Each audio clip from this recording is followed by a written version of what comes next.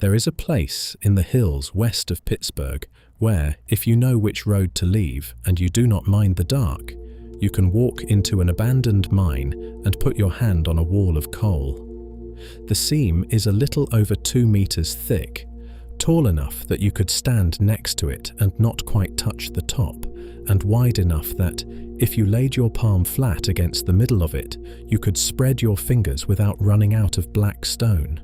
The rock would be slightly cool. The air would carry the old, damp smell that old mines always carry. And that is all you would feel. The coal keeps its secrets in its own way, and they do not rise to meet an untrained hand. But if you knew how to read what you were touching, you would know this. Every centimeter beneath your palm is, very roughly, the record of a century of forest growth. Every hand's width, several human lifetimes. The full seam, floor to ceiling, shoulder to shoulder, is the compressed weight of a tropical forest that stood, died, drowned, and refused to rot over and over again for something close to 100,000 years. The light that fell on the leaves of that forest came from a sun you would recognize, though the shadows it cast moved across continents none of us have ever seen. Not one of the species that made those trees survived into our time. What your hand is resting on is the closest thing that remains, a dense black archive of a world the Earth has since learned to forget.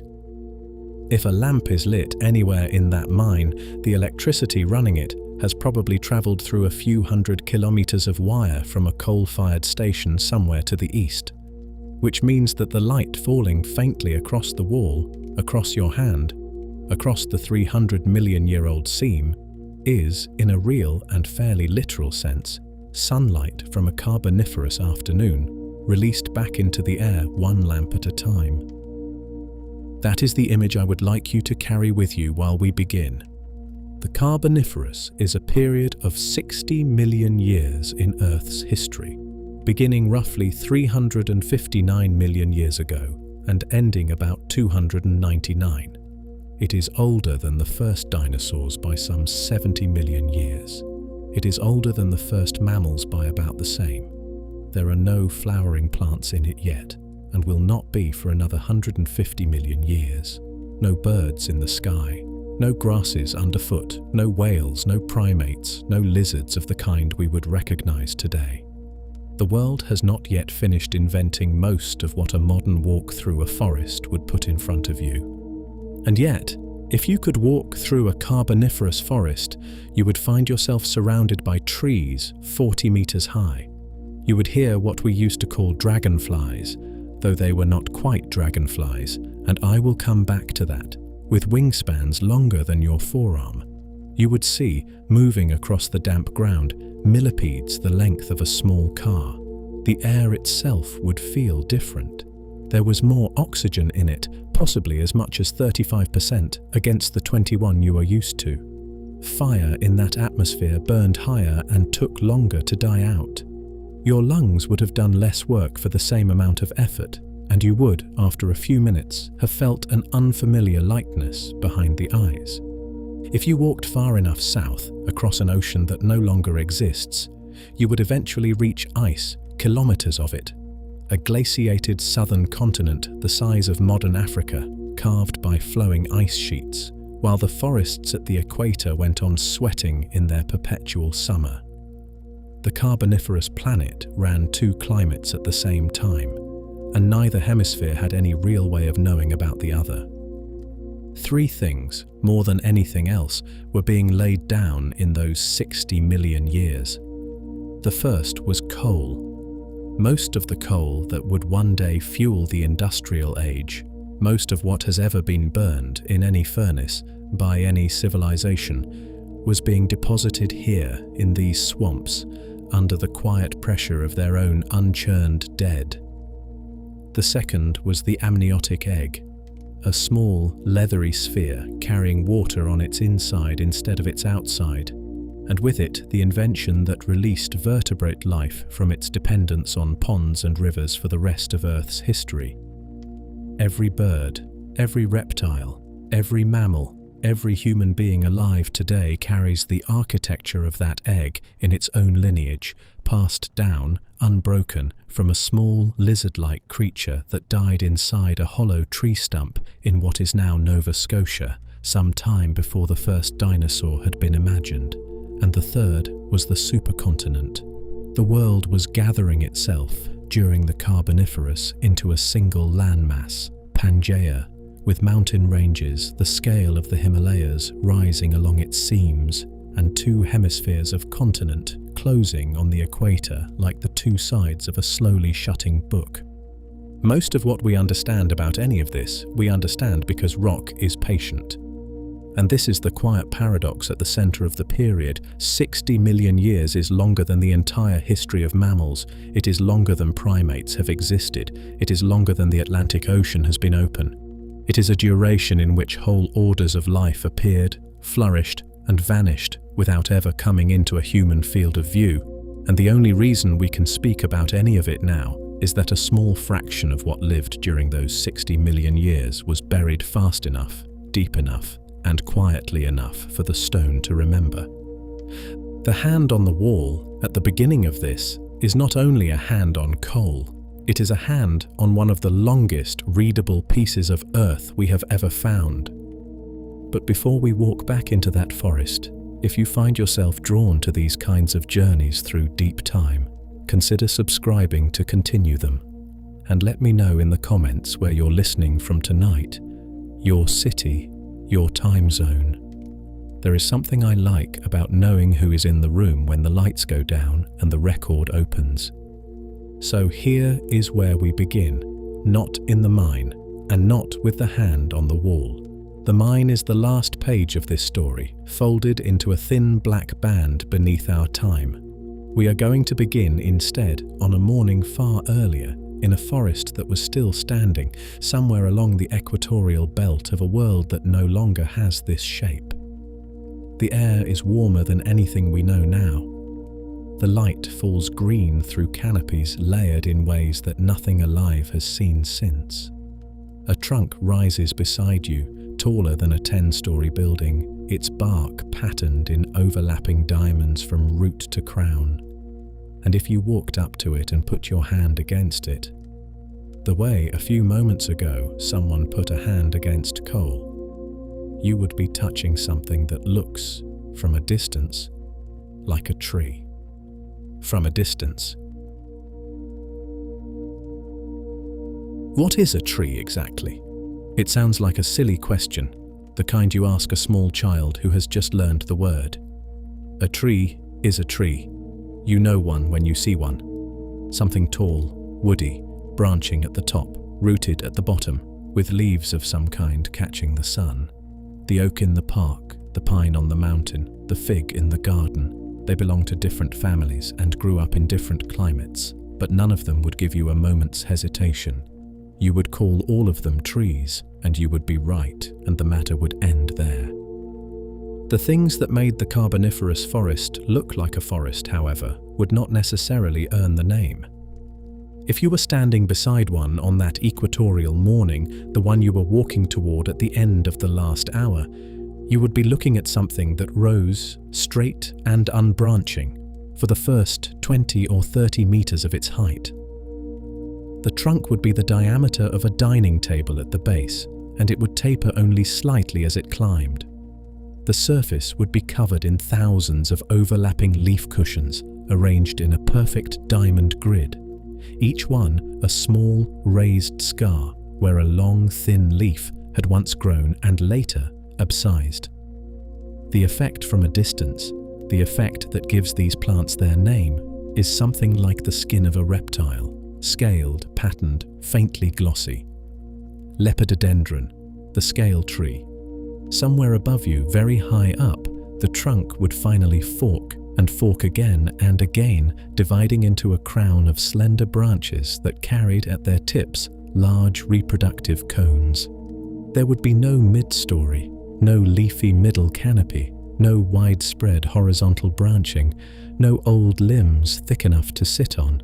Just a long, bare, patterned column rising out of standing water with a small explosion of green at the top, Beside it, another one, then another, as far as the canopy would let you see. A Carboniferous coal forest was less a woodland in the modern sense than a kind of vertical grass 50 meters tall. And if you did what you were invited to do a few minutes ago, put your hand against the bark, you would notice something else. It would not feel like bark. Modern bark is a thin outer shell over a heavy investment in wood. When you press your palm against an oak, most of what is holding the tree up is the dense, fibrous heartwood you cannot reach, and the bark is a kind of insulation over it. A few centimeters of dead and dying outer tissue protecting the real, load-bearing structure below. A mature lepidodendron was built in almost the exact opposite way. The slender central core of wood was barely wider than your forearm, no matter how large the trunk became, and it conducted water only modestly well. What held the tree up was the bark itself, a thick, specialized, soft but compacted periderm, many times more extensive than anything a modern tree produces, accumulating year by year on the outside of the trunk while the wood in the middle barely grew at all. If you pushed carefully against that bark, it would give a little, not like wood at all, more like a dense cork, more like something built to bend rather than resist. Which is, in fact, what it was. These plants were not structurally trees in any sense a modern botanist would accept. They belonged to a lineage called the lycopsids, the same family that has given us today the small, delicate club mosses and the spiky little quillworts you find growing in damp ground, none of which come up higher than a child's knee.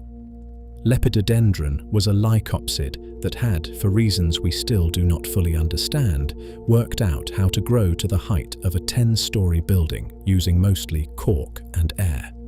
The closest modern thing to one of these trees is not a tree at all. It is a knee-high plant in a bog.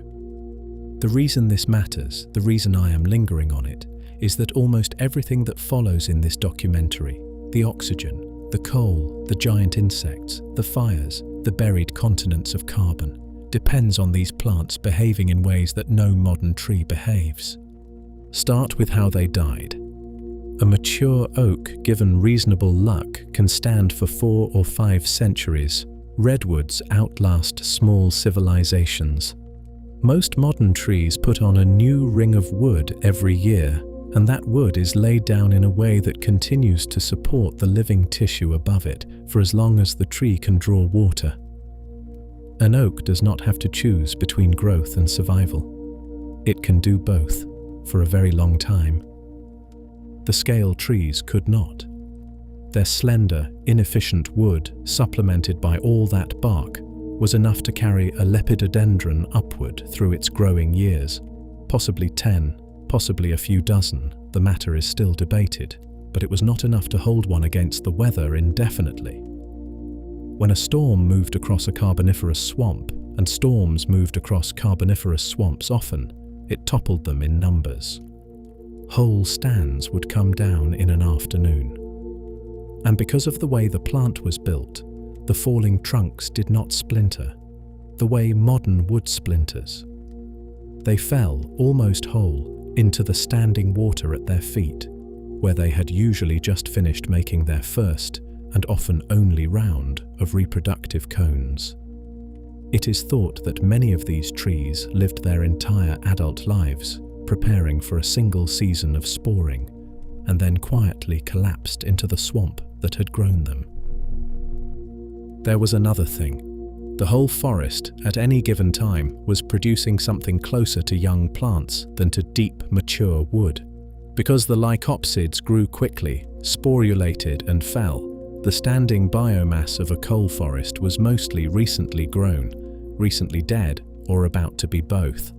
Across the tropics of the Carboniferous, the dominant vegetation of the planet was a kind of enormous, slowly toppling meadow, a green architecture that kept rising and kept falling, generation after generation, while the water at its feet filled steadily with its abandoned bodies. I want to pause on this because the usual picture most of us carry for the Carboniferous is the one in the old illustrations. A steamy, permanent jungle, damp and close, full of thick-trunked primeval trees that have been there forever and will be there forever. That picture is wrong in almost every detail. The forest was there, but it was not thick-trunked, and it was not permanent, and it was not composed of trees. It was a forest of immense, short-lived, structurally strange plants growing in standing water and falling down regularly into it. And this is not a footnote. It is the geological condition under which most of Earth's coal would eventually be laid down. The other thing the popular picture gets wrong, and this will become important later, is that the scale tree forests were not a global phenomenon. They ran in a broad equatorial belt across what is now eastern North America and western Europe, across the southern edge of a continent called Laurussia that you have never walked on, because it no longer exists in that shape. Beyond the belt, to the south, the world was cooling. To the north, it was drying. The lepidodendron swamps were a narrow green band across the tropics of a world that had quite different ideas elsewhere.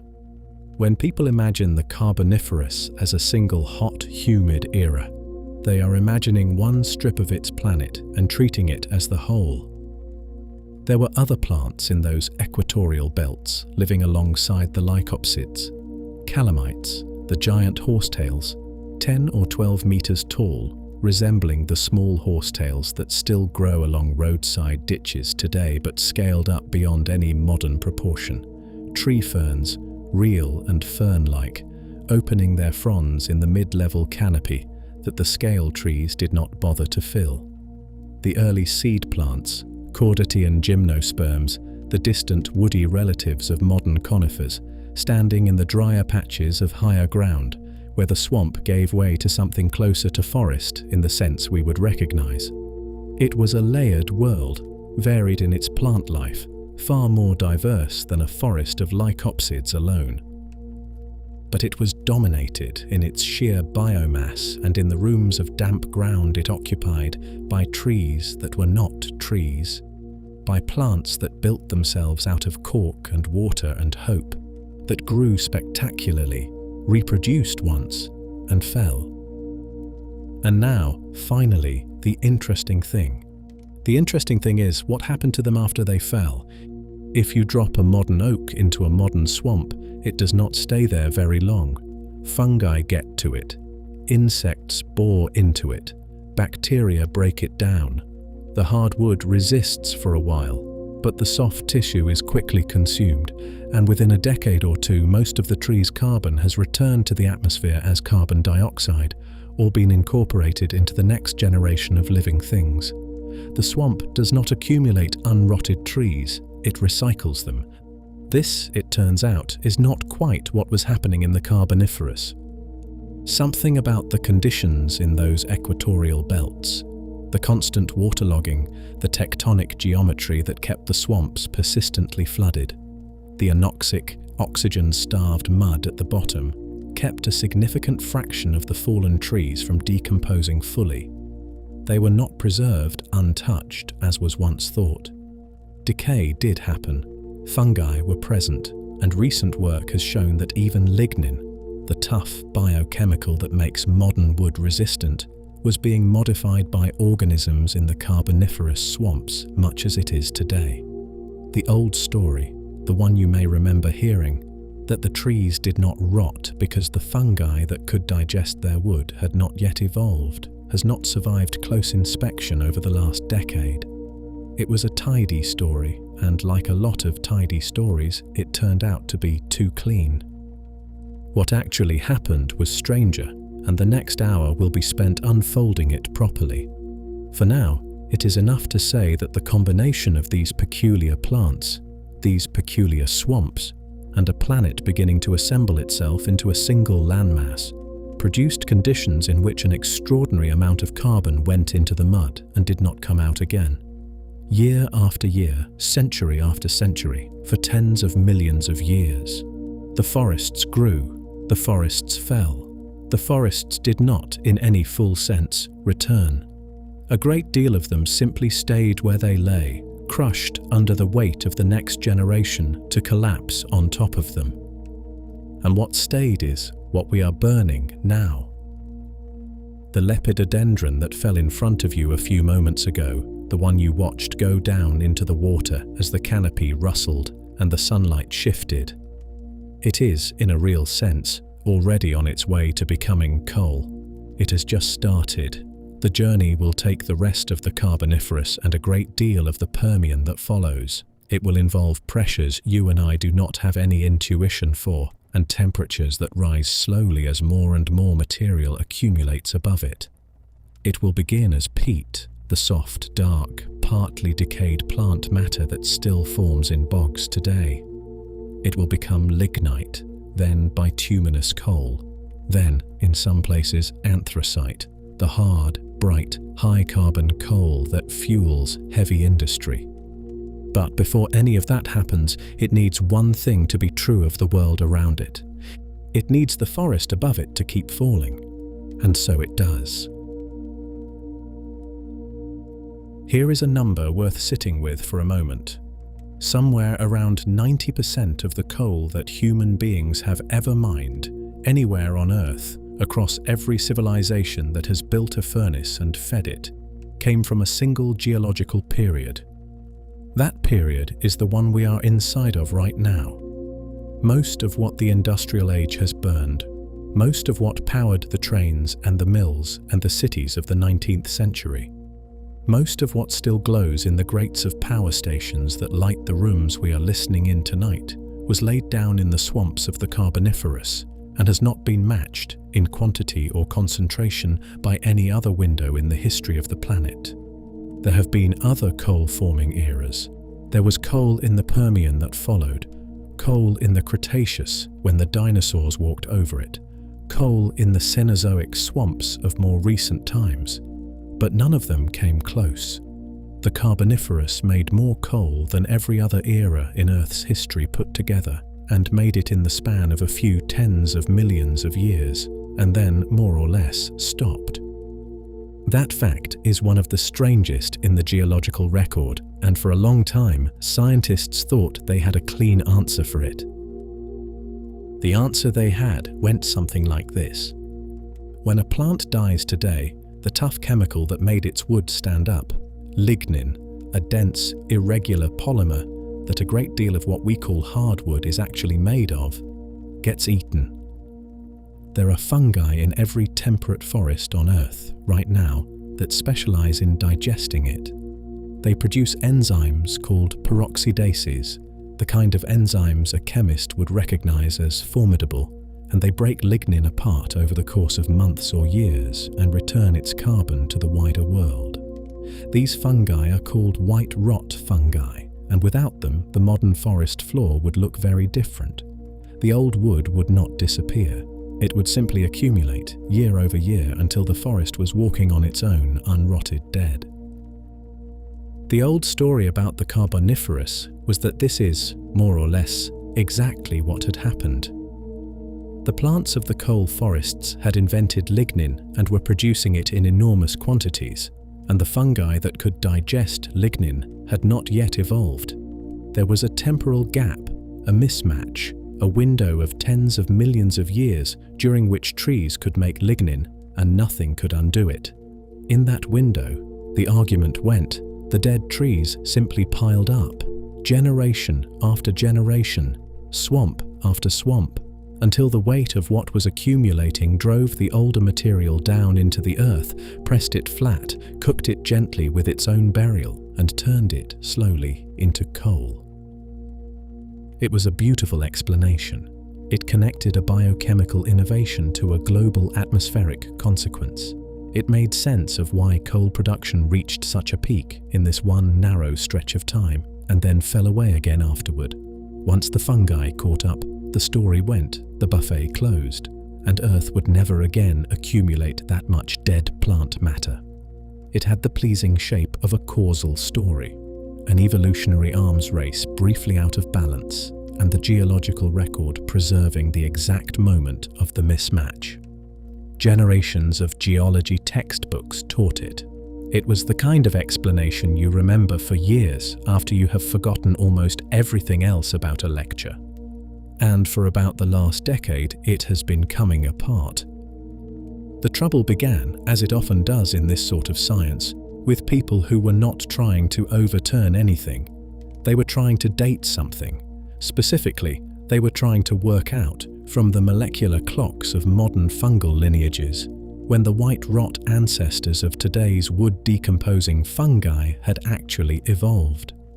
The clock is not perfect, and it needs to be calibrated carefully against known dates in the fossil record, but it is not useless either. What it seemed to be suggesting, more and more clearly as the data accumulated, was that lignin-degrading fungi might have been around much earlier than the simple version of the story required, possibly before the Carboniferous at all. Then came the detail about the trees themselves. Up to that point, almost everyone discussing the question had assumed what any modern person reasonably would, that when a Carboniferous plant built itself upward, it built itself out of wood, the way a modern tree does. The whole lignin gap story rested on that assumption. If the trees were lignin-rich and the fungi could not digest lignin, then the logic followed. But the trees of the Carboniferous, as we have just spent an hour uncovering together, were not built that way. The scale trees, the lepidodendron and its close relatives, were not lignin-rich. What held them up was that thick, specialized bark, the periderm, and the periderm was not predominantly lignin. It was a different biochemical proposition altogether.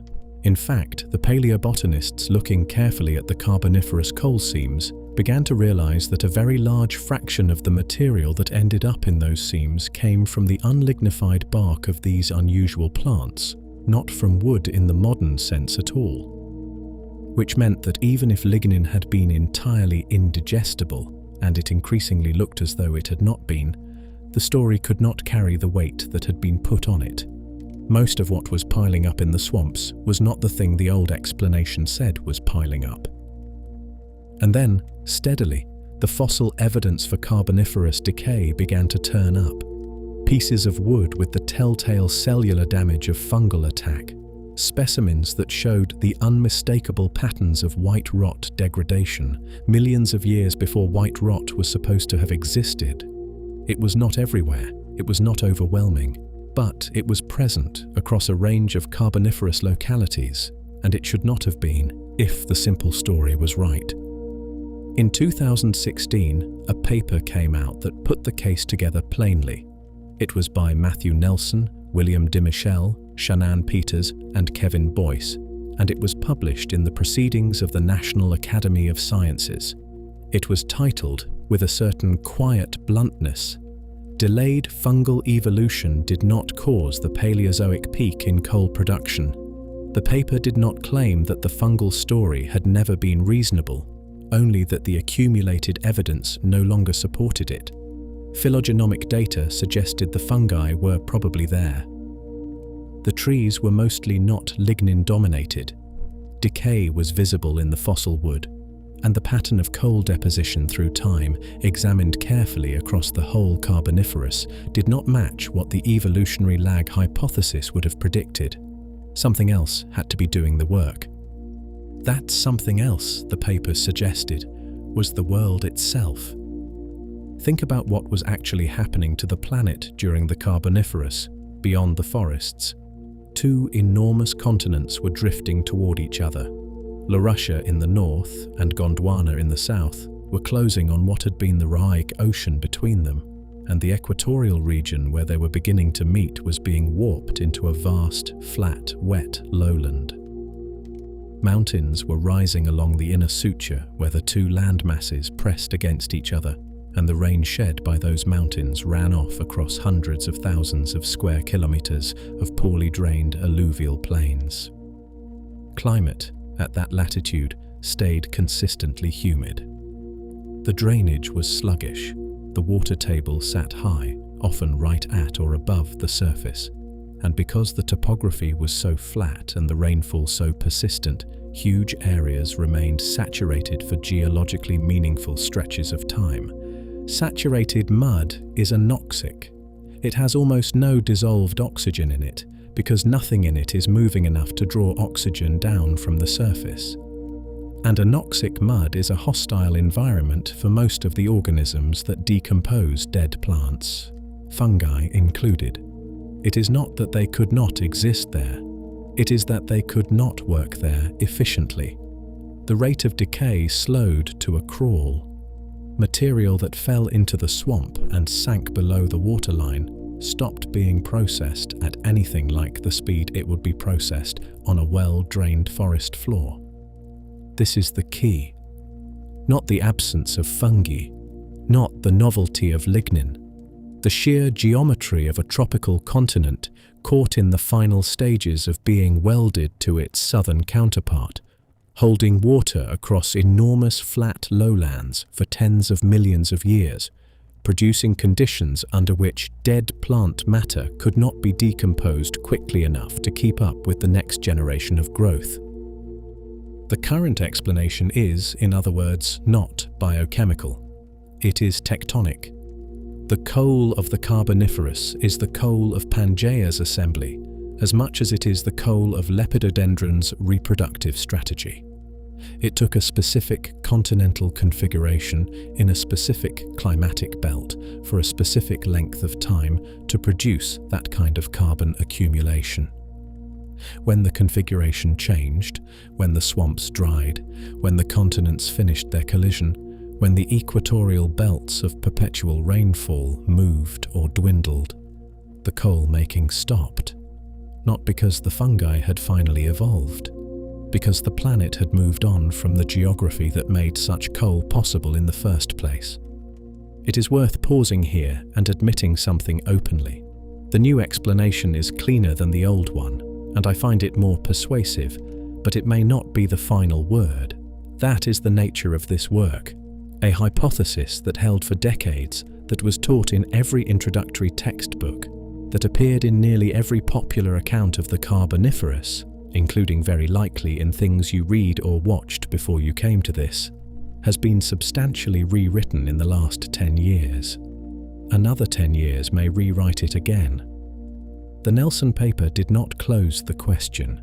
It reopened it onto a larger landscape where the answer involves continents and rainfall and subsidence as much as it involves enzymes and cell walls. Some parts of the lignin story may yet recover. The periderm detail is robust. The tectonic geometry is robust. The full causal picture is still being filled in. What does not change, whichever version of the story eventually settles, is what it produced. The swamps of the Carboniferous, wherever they sat on that drifting, flattening, rain-soaked equatorial belt, became vast repositories of unreturned carbon. Every tree that fell in and did not decompose was a small parcel of atmospheric carbon dioxide removed semi-permanently from circulation. Multiply that by a single swamp over a century, then by all the swamps across the equatorial belts over a millennium, then by tens of millions of years. The arithmetic becomes difficult to hold steadily in the mind. The biomass involved, buried in the mud of a planet still being assembled, is of an order we have no modern analogue for. Current estimates suggest that something like 3 gigatons of organic carbon per year were going into the swamps during the Pennsylvanian, not being respired back out, not being eaten, not being returned. Going in, staying in. And when you remove carbon dioxide from the atmosphere at that rate for that long, something else begins to happen, not in the swamp, above it. The air begins to change. Oxygen is produced by photosynthesis as a byproduct. Every time a plant takes in carbon dioxide and builds its own tissues out of the carbon, it releases the oxygen back into the air. Normally, when that plant eventually dies and decomposes, the process reverses. The organisms that digest it consume oxygen and release carbon dioxide, and the ledger balances out over the long run. But when the plant is not decomposed, When it sinks into anoxic mud and stays there, the oxygen it released never gets taken back. It stays in the air. And for 60 million years, across a tropical equatorial belt of unprecedented scale, the plants of the Carboniferous kept releasing oxygen and not having it reclaimed. Quietly, layer by layer, swamp by swamp, the atmosphere of the planet rose above anything that had existed before or would exist again. The sky over those forests was not the sky we breathe. It held something we would recognize at first, the familiar blue, the clouds of a humid afternoon. But the proportions inside it were drifting, slowly, into territory that is hard for a modern body to imagine. And everything that breathed under that sky, from the smallest millipede to the largest amphibian hauling itself across a flooded log, was about to live in a world that ran on different rules. A lightning strike comes down late in the afternoon, somewhere in what will one day be central Illinois. It is a dry storm, the kind that moves across the edge of a wet belt in the hour before the rain catches up to it, and the bolt lands in the crown of a tall lycopsid that has been standing, faintly bent by years of prevailing wind, above a stretch of floodplain just beyond the permanent swamp. The trunk splits. A flare of yellow light runs down the inside of the bark, and within a minute or two something happens that, in our world, would have taken considerably more coaxing. The tree is not entirely dry. The bark is damp along its lower half.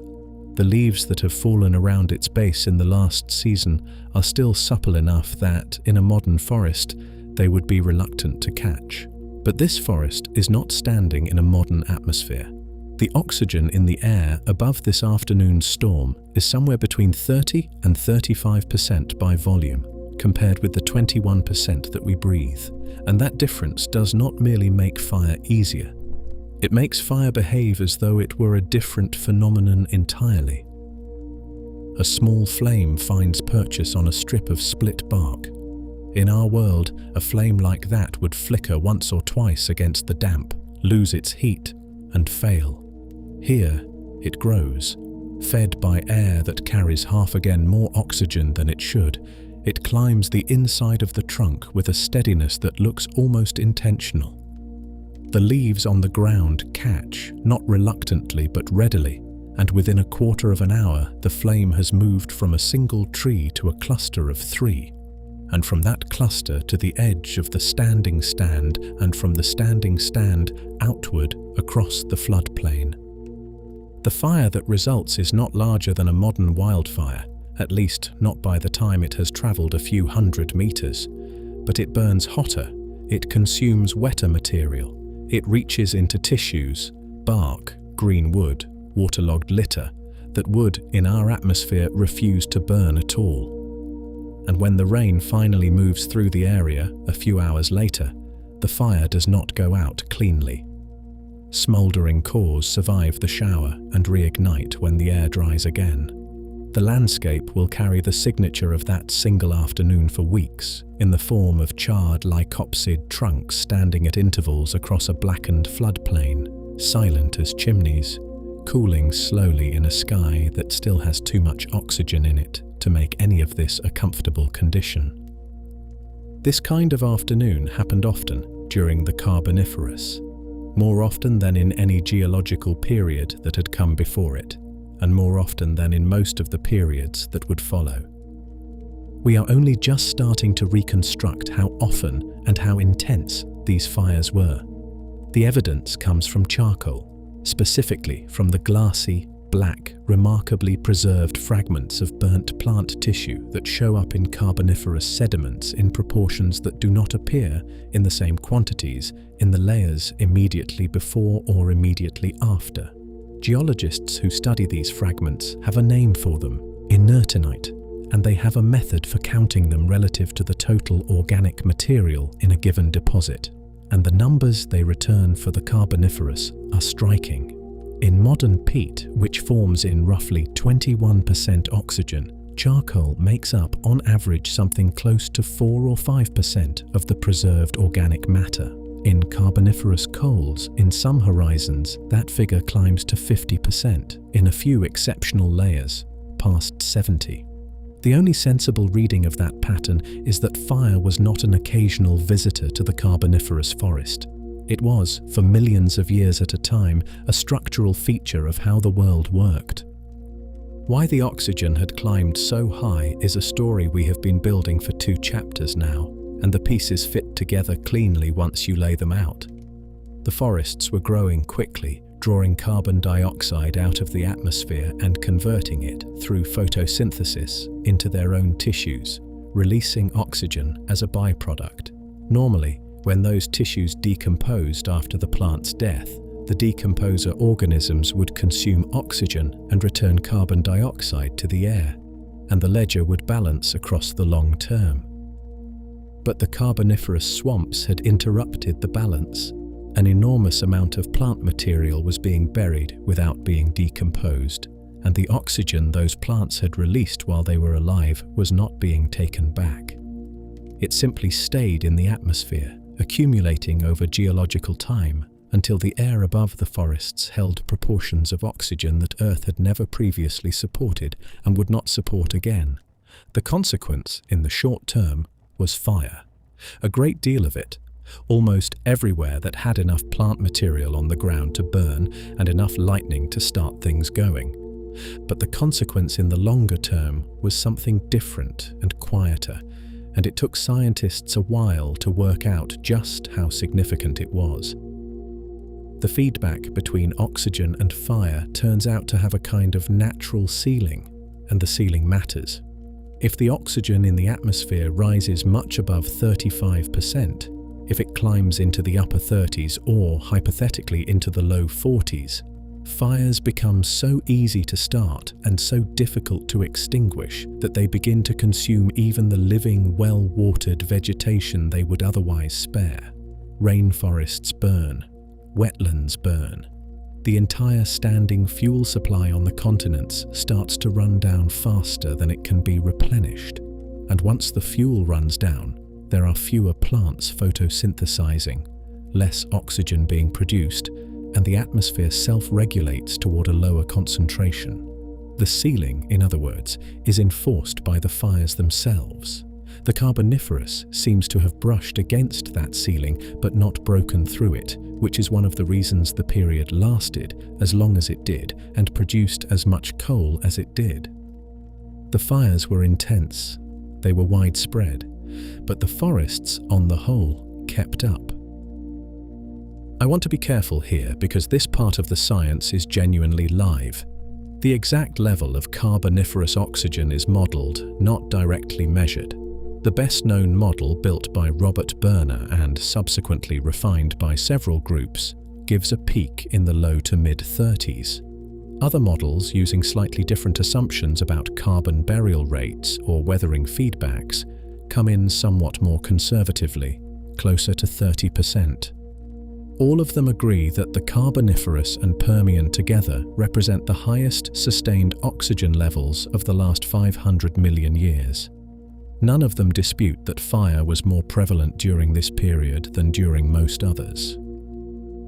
The disagreement is about the exact number, not the shape of the story.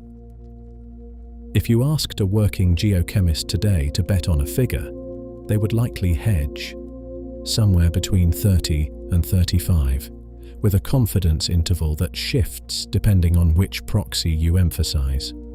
What you can safely say is that the air above a Carboniferous forest held considerably more oxygen than the air above any forest alive today, and that the difference was large enough to change the behavior of fire, the metabolism of the animals that breathed it, and the ecological balance of nearly everything that happened under the canopy. Which brings us back on the ground. Imagine standing at the edge of that burnt floodplain a few days after the fire has moved through. The trunks are still smoking in places. Ash has drifted into thin, pale ridges along the lee sides of old stumps. The ground is warmer underfoot than the surrounding unburned land, and the air carries the clean, acrid smell that follows any fire anywhere, slightly unfamiliar. because the plants that burned were not the plants that burn in our world, but recognizable in its general note. If you drew in a breath slowly and paid attention, you might notice that it was a very easy breath to take. You were doing less work than your body had ever done to bring that much oxygen into your lungs. You might, standing there, feel something faintly like the first stage of euphoria that climbers describe when they come down off high altitude onto oxygen-rich valley air. The world would feel, without your quite being able to say why, overclocked. Bright at the edges, slightly more than it normally is. And if you looked down at what the fire had left behind, you would notice something else. There would be here and there among the blackened wood the small, shed plates and segments of animals that had not made it out. Charred exoskeleton fragments, some of them larger than you would expect. A curved section of a leg, 20 centimeters long, from some creature you could not quite place. A wing membrane, partially carbonized, the veins still visible in the char. The animals of the Carboniferous were moving under this sky, burning in these fires, adapting or failing to adapt, and the ones that did adapt to an atmosphere this rich were doing something with their bodies that no animal had quite done before, and no animal has quite done since. Because oxygen does not only change the behavior of fire, it changes the behavior of flesh. Among the creatures that breathe through the simplest possible system, a branching network of tiny passive tubes that run from the body surface directly into the tissues, carrying air by nothing more than diffusion. Oxygen, above a certain concentration, unlocks a size range that has been closed to them before and will be closed to them again. The insects and their relatives, the arthropods in general, depend on exactly this kind of passive tube system, and for most of their history, it has held them to a modest maximum size. A cockroach can be large by the standards of its kin, but it cannot be enormous. The tubes can only carry so much air so far. But in an atmosphere this rich, the tubes can carry a little further, and the bodies they serve can, in principle, be a little larger. And over generations, if the atmosphere stays rich long enough, a lineage of arthropods can begin to test the new ceiling, to grow into sizes that would have been metabolically impossible 100 million years earlier, to move through the swamps and the floodplains at scales that the Earth had not seen in arthropod form before, and walking across the very ground where this afternoon's fire has just cooled, to cast a shadow on it that a small bird, if one had existed, would have registered as something like its own. The size of an insect is not decided by its bones. It does not have any. The size of an insect is decided by its air. A modern dragonfly is an elegant machine in the strict engineering sense of that word. 4 independently articulated wings, a compound eye of around 30,000 individual lenses, a brain small enough to sit on a grain of rice, but well wired enough to intercept prey in mid-flight, with a success rate that modern fighter aircraft still aspire to. The body is suspended along a jointed exoskeleton, light and hollow, and the whole animal runs on a respiratory system that has not changed substantially in 350 million years.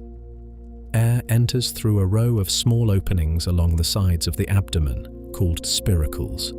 From each spiracle, a branching network of fine tubes, tracheae, runs inward through the body, dividing and subdividing as it goes, until the final twigs of the network reach directly into the tissues that need oxygen.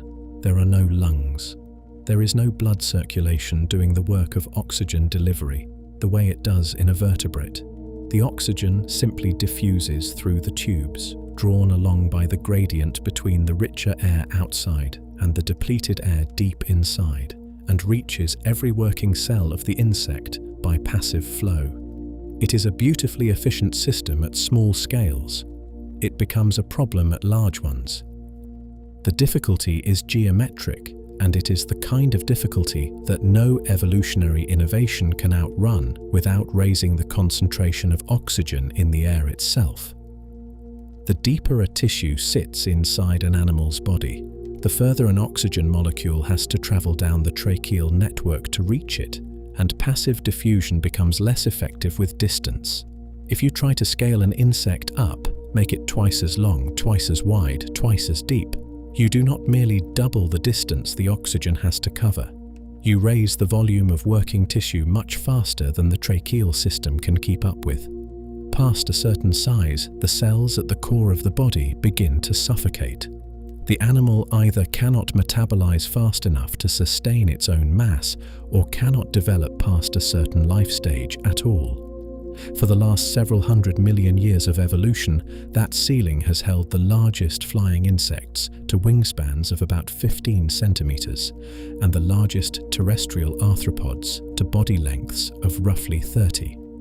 The absolute record among modern living insects is held by a stick insect and a few beetles, and even those are pressed hard against the limit. In the Carboniferous, that limit was somewhere else. If you were standing in the forest we have been walking through, and you looked up on a still morning in the hour after dawn, there is a reasonable chance you would see something pass above the canopy that I want to describe very carefully, because almost everything about it would confuse a modern eye.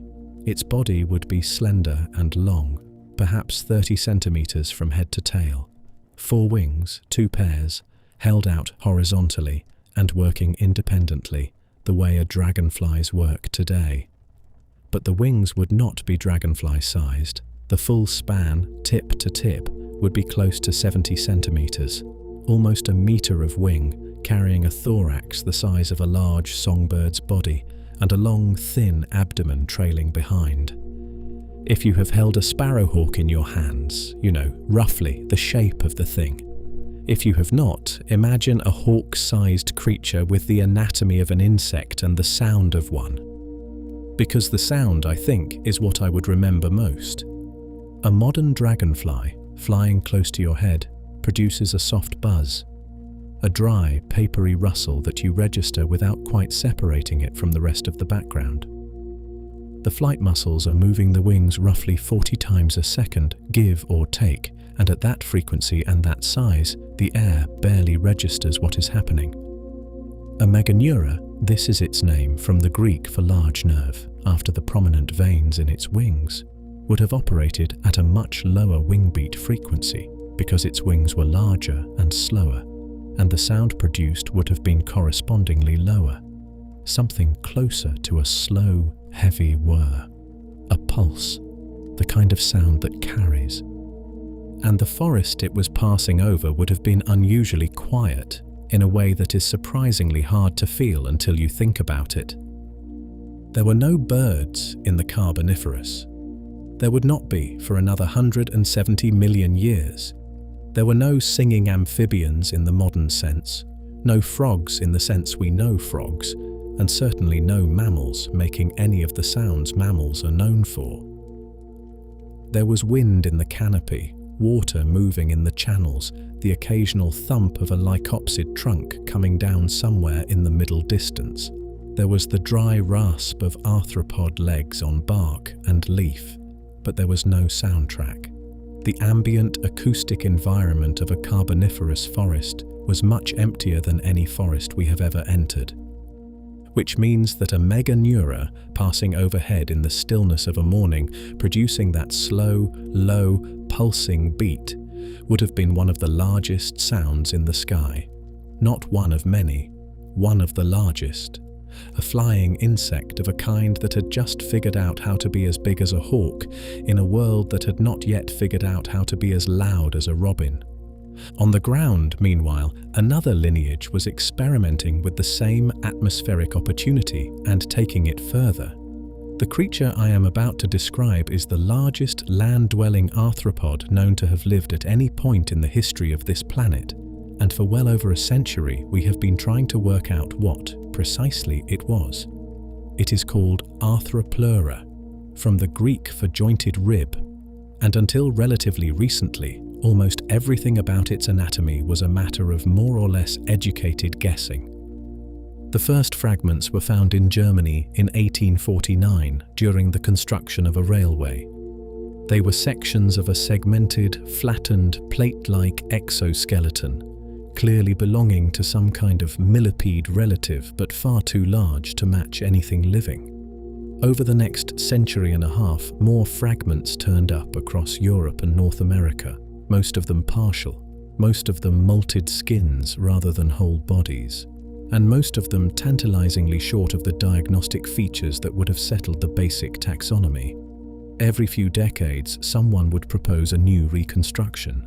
Every few decades, new fossils would force another revision. The animal was known to be very large, and almost everything else about it was in question. Then, in May of 2018, on a beach in Northumberland in northern England, a block of sandstone fell from a cliff onto the shore below, and one of the researchers walking past that week happened to notice what had been exposed on the fractured face. It was a section of exoskeleton, about 75 centimeters long, preserved in exceptional detail. The team that recovered it took 4 people to carry the slab up from the beach, realized fairly quickly that they had found something significantly larger than anything previously known for the genus. When they completed the analysis, published in 2021, the full body length implied by that one segment was somewhere around 2.5 meters.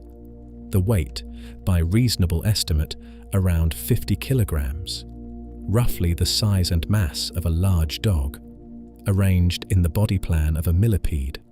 2.5 meters, nose to tail, of segmented armor moving through the leaf litter of a Carboniferous floodplain.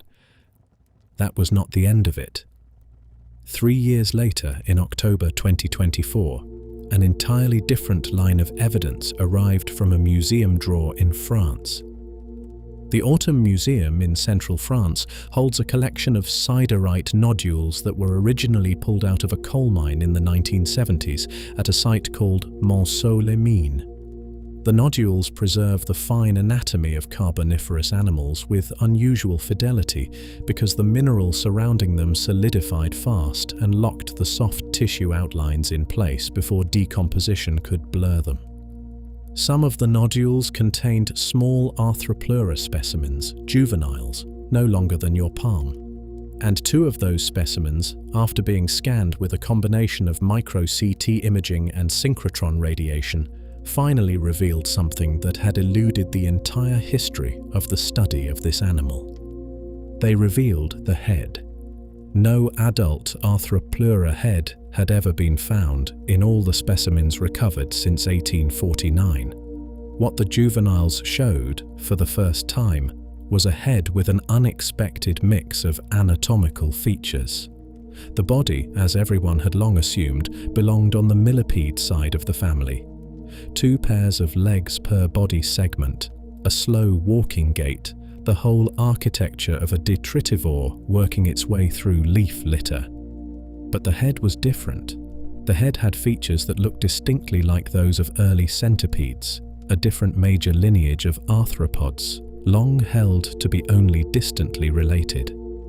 The creature was, in effect, a chimera, a millipede body carrying, on its front end, a small suite of characters from a lineage most biologists had placed on a separate branch of the arthropod tree. The researchers who published the finding were measured about what it meant. The possibility, they wrote, was that millipedes and centipedes shared a more recent common ancestor than had been assumed, or that Arthropod itself preserved features of an earlier form from which both modern groups eventually descended. The taxonomic details will take years to settle. What the paper established without ambiguity was that the largest land arthropod that has ever lived walked on millipede legs and looked at the world through something closer to a centipede's face. It is worth pausing on what this animal was and what it was not. It was not a predator. The old reconstructions often drew Arthropod as a threatening, carnivorous beast, and you still see those images in popular books. The anatomy argues otherwise. There are no piercing mouthparts of the kind centipedes use to inject venom and subdue prey.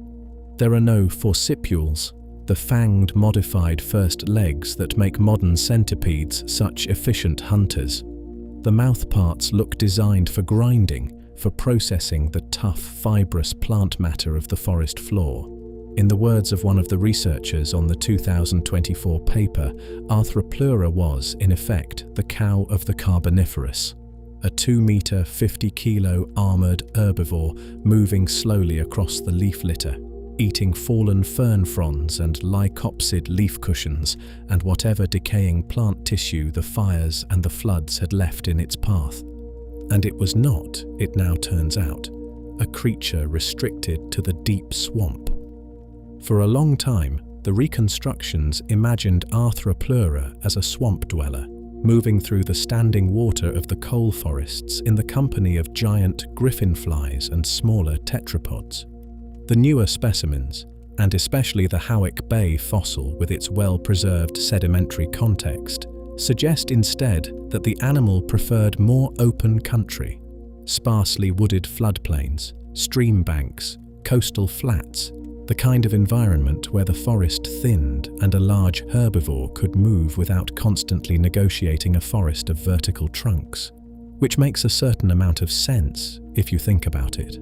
A creature that long would have struggled to turn around in close lycopsid stands. The swamp was the habitat of the species that lived in the trees. Arthropod was the habitat of the open ground between. There is a further thing, and it unsettles one of the old clean stories about why these giants got so large to begin with. For decades, the explanation for Carboniferous gigantism ran along the same line as the explanation for the coal.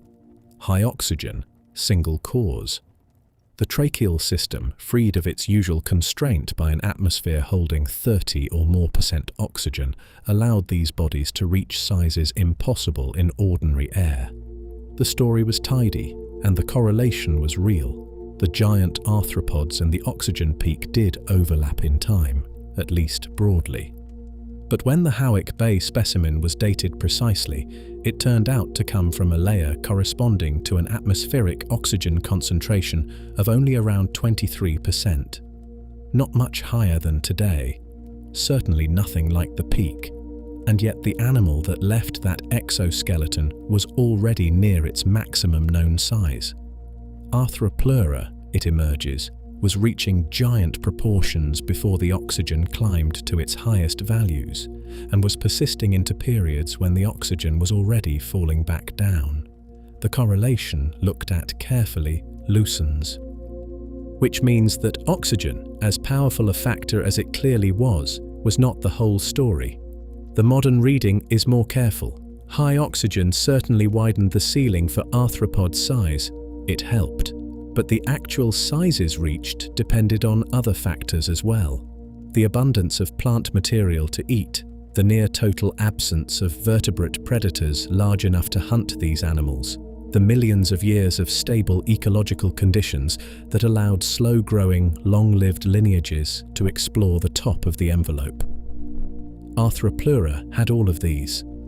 The genus persisted for about 56 million years, which is, to use the comparison the researchers themselves reached for, roughly 200 times as long as our entire species has been on this planet. It outlasted climatic shifts. It outlasted the partial collapse of its own forests when they eventually came. It was, by any reasonable measure, one of the great ecological successes of the Paleozoic. It is worth pausing, briefly, on what it took us to understand this animal properly. The first fragments were found in 1849. The first reasonable reconstructions came in the late 19th century. The first really large specimen, the one that finally forced a reassessment of maximum size, was not recovered until 2018.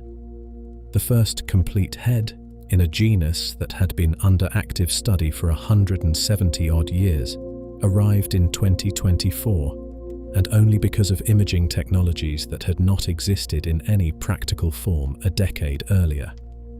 Nearly every decade of that long history involved a reasonable specialist, looking at the available evidence, reaching a reasonable conclusion, and being wrong, or at least incomplete. The story we tell about Arthropod today is the product of more than a century of careful people building on each other's partially correct work. And the story will almost certainly be revised again before another century is out. That, too, is part of what these animals have left us. Not only the fossils, the long, slow, collective exercise of learning how to read them.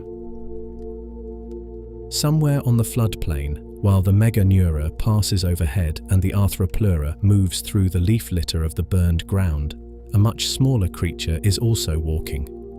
It is about 20 centimeters long. It has 5 small splayed toes on each foot, tipped with curved claws that leave distinctive marks in the damp soil. It is not larger than a modern lizard. It is not impressive, particularly against the size of the animals we have just been looking at. But it is doing something that none of the other creatures in the scene can do, and the thing it is doing is about to change the rest of the history of vertebrate life on land, in ways that nobody walking beside it on that afternoon, not the meganeura, not the arthropod, not the giant amphibians hauling themselves across the wetter ground beyond, could possibly have registered. It is carrying somewhere in the slow, unhurried machinery of its reproductive system the first shelled egg. There is a stretch of damp soil on that floodplain, perhaps a few square meters of fine sediment near the edge of a slow channel where the water has recently receded and left the surface soft. And across it, early one morning, a small animal walks. The tracks it leaves are not large. Each footprint is maybe a centimeter across, showing 5 splayed toes with the faint crescent-shaped indentations of small curved claws at the tips.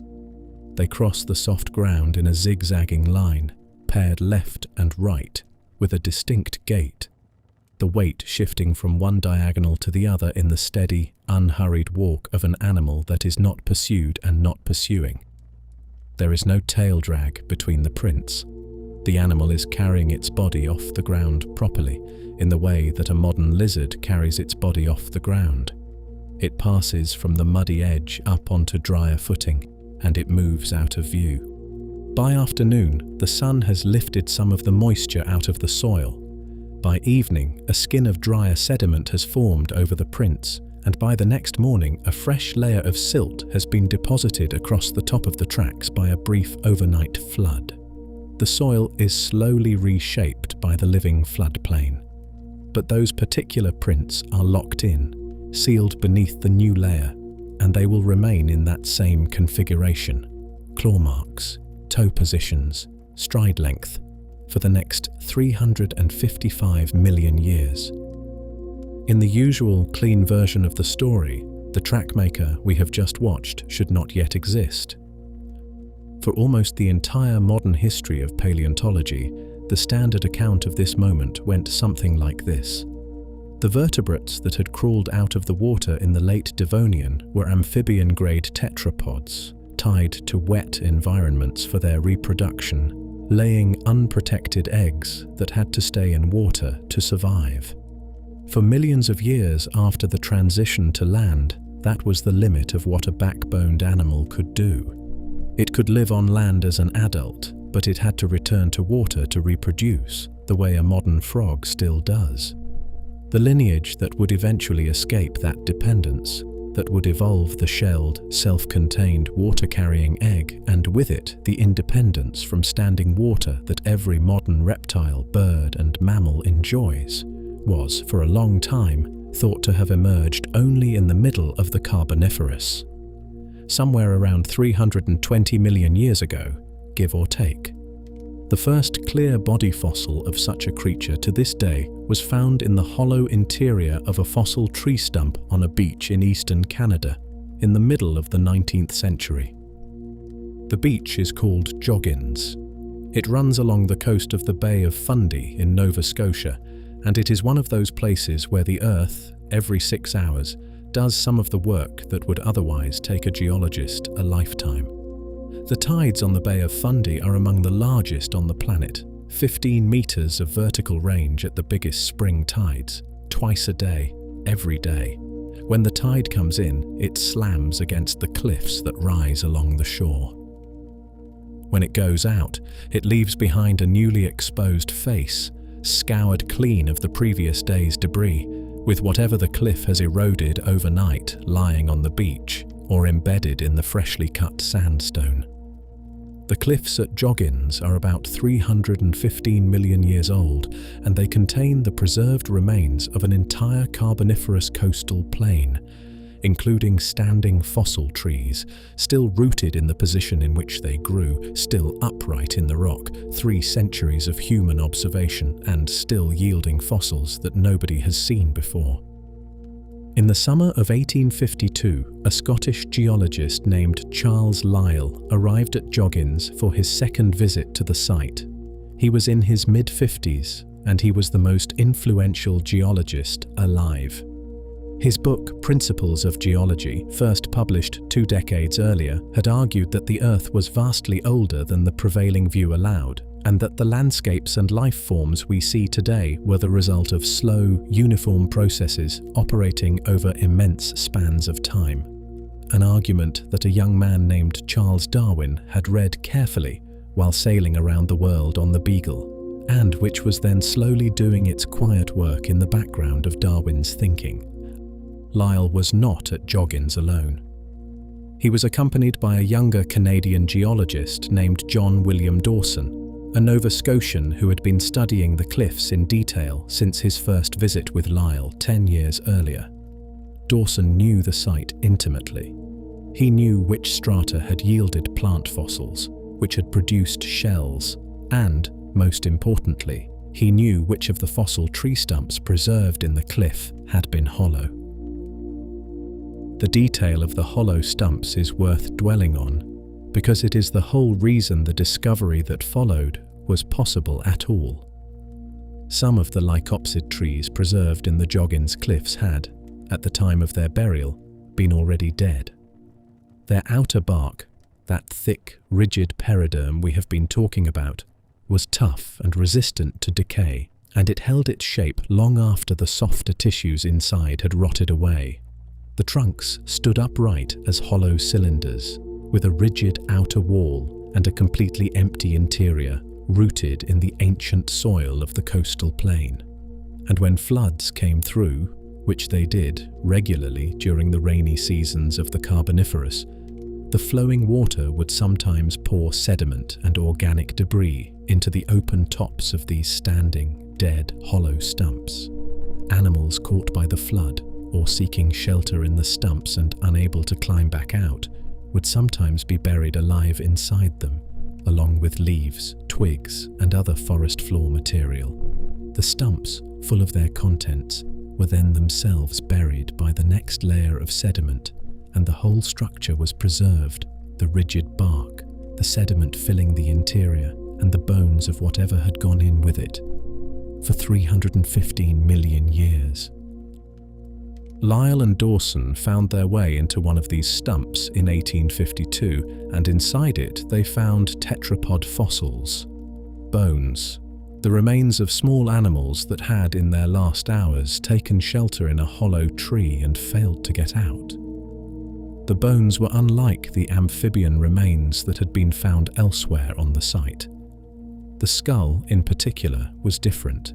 The proportions were different. The jaw articulation was different. The relationship between the palate and the brain case was subtly but consistently different. Dawson, who would spend much of the rest of his life working on the Joggins fossils, concluded that what they had found was something new, not an amphibian, something closer to a reptile, which is to say, closer to the amniotic line. He described the animal formally in 1860, a year after Darwin's On the Origin of Species had appeared, and he named it Hylonomus lyelli, hylo from the Greek for forest, nomos for dweller, forest dweller, and the species name was given in honor of his mentor, Charles Lyell, whose stratigraphic work had made the understanding of the cliffs possible in the first place. Hylonomus was not impressive to look at, 20 centimeters long, including the tail, lizard-shaped, with small, sharp teeth suited to eating insects. Nothing about it, nothing you would have seen in that hollow stump, nothing you would have noticed if it had walked past your foot on the Carboniferous floodplain, would have told you that you were looking at the beginning of something. But you were. The thing that made Hylonomus a different kind of creature from the amphibians around it was not anything you could see from the outside. It was inside. It was inside its reproductive system. An amphibian lays an egg with a soft gelatinous covering. That egg cannot survive in dry conditions. The embryo would desiccate in hours, and so amphibians, then as now, must return to water to reproduce. Their entire life cycle is tethered to the pond. An amniote lays an egg of a different kind, still soft-shelled in its earliest forms, later hardened in some lineages, but always containing inside its protective outer layer a small architecture of internal membranes that perform a remarkable trick. One membrane, the amnion, surrounds the embryo in a cushion of its own fluid, effectively carrying a small private pond with it wherever the egg is laid. Another, the chorion, handles gas exchange. A third, the allantois, stores the waste the embryo produces during development. The egg becomes a self-contained life support system, and it can be laid anywhere, under a fallen log, in a patch of leaf litter, on the damp floor of a stump hollow, without any reference to standing water at all. That is the innovation that Hylonomus carried, somewhere in the slow chemistry of its reproductive tract. And once a lineage of vertebrates had that innovation, the geographic restrictions that had defined tetrapod life for tens of millions of years simply fell away. An amniote could walk up a hillside, away from any water, and lay eggs that would hatch successfully on dry ground. It could colonize the drier interiors of continents. It could climb into the trees.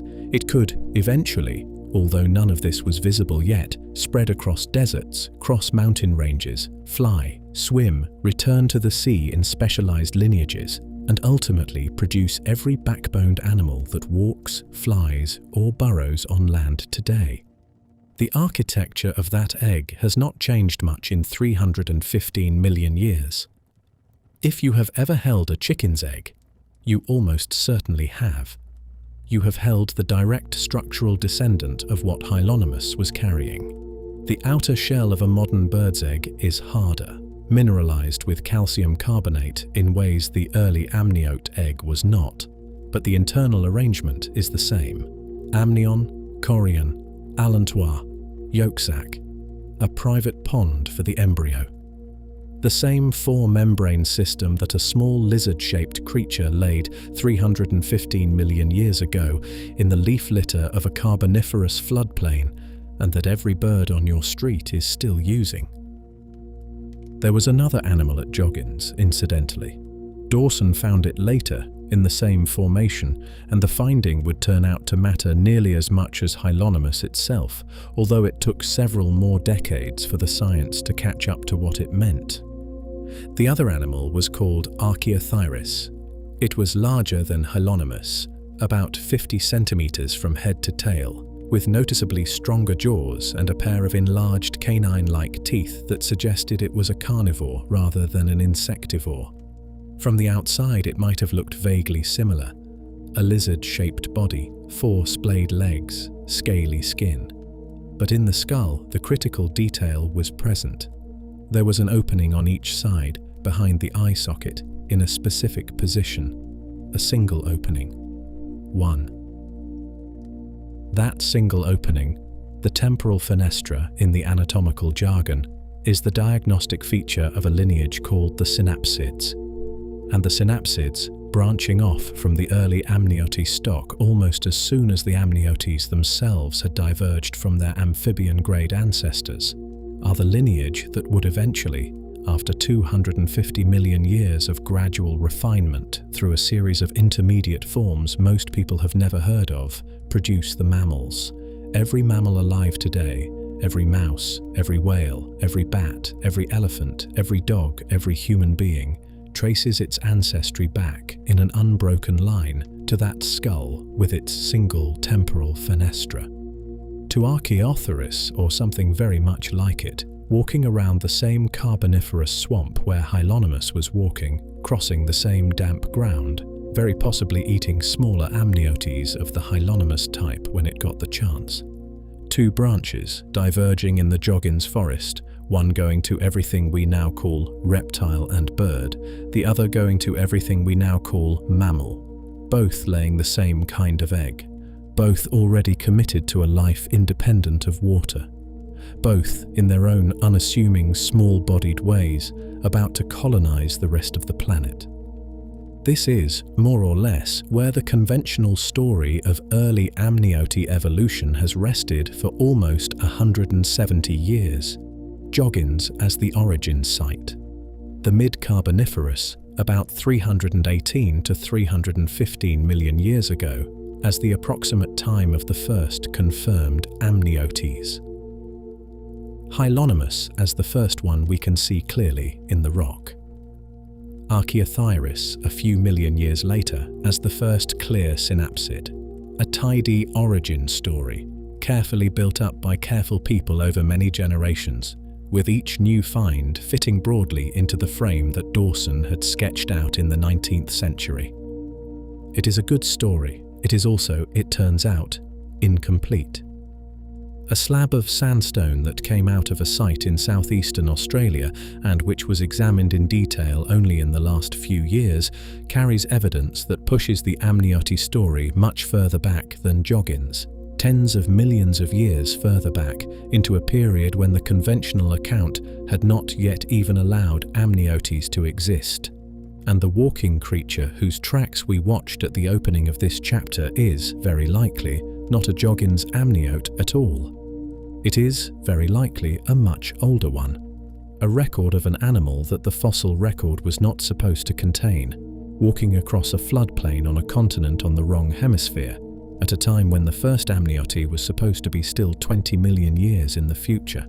That slab and the reading of those tracks is a story that will need its own careful telling, and it deserves it because it represents one of the most consequential paleontological findings of the current decade, and it rewrites not just the amniote record, but the entire pace of tetrapod evolution. For now, it is enough to sit with what the Joggins material told us, and to hold it lightly. The story is true as far as it goes. It is simply no longer the whole story. And the whole story, as with so much of what this channel traces, keeps getting older and quieter and stranger the more carefully we learn to look. Back in the hollow stump in Nova Scotia, though, the small forest dweller is still there. Its skeleton has not moved since the afternoon it gave up, 315 million years ago, and sought shelter from the flood. Its bones are still arranged the way they were the last time it lay down.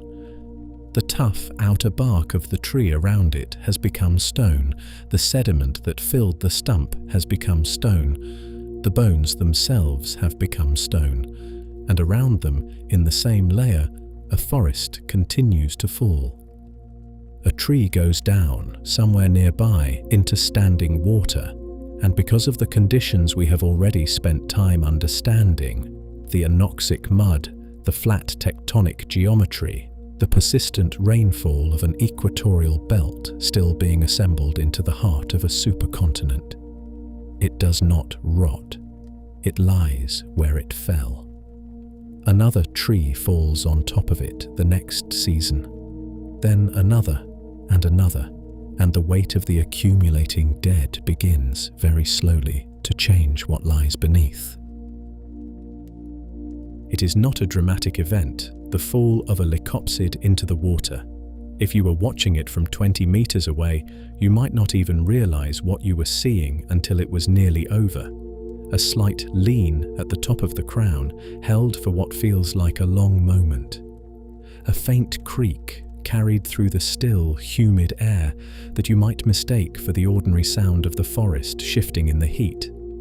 Then the trunk begins to tip, slowly at first, almost gracefully, picking up speed only in the final seconds before it hits the surface of the swamp, with a sound less like a crash than like a heavy, muted slap.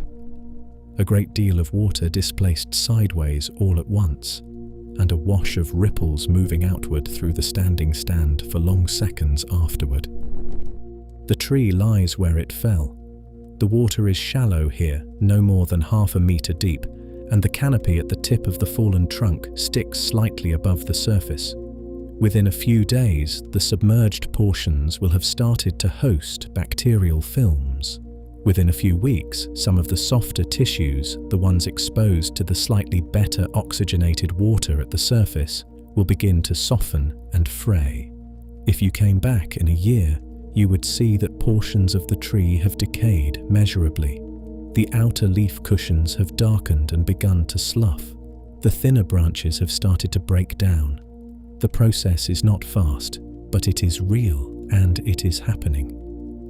If you came back in 50 years though, you would find that the tree is still there, most of it. The trunk intact, the thick periderm holding its shape, the massive bulk of the plant still lying across the floor of the swamp, exactly where it fell, albeit slowly sinking into the soft bottom and accumulating a covering of silt and plant debris from the seasons that have passed. And by then, several other trees will have fallen on top of it, or nearby, and begun the same slow, incomplete surrender to the water. This is the point where the clean modern intuition fails. In a modern forest, a fallen tree is a temporary feature. Give it long enough, a few decades in a temperate climate, considerably less in the tropics, and nothing visible will remain except a vague, slightly raised line of richer soil where the trunk used to lie. The carbon has gone back into the atmosphere, or into the bodies of the organisms that recycled it, or into the next generation of forest growth that has grown up around and through the space the dead tree used to occupy. The forest moves on, the tree is forgotten. In a Carboniferous equatorial swamp, almost none of this happened. The fallen tree stayed.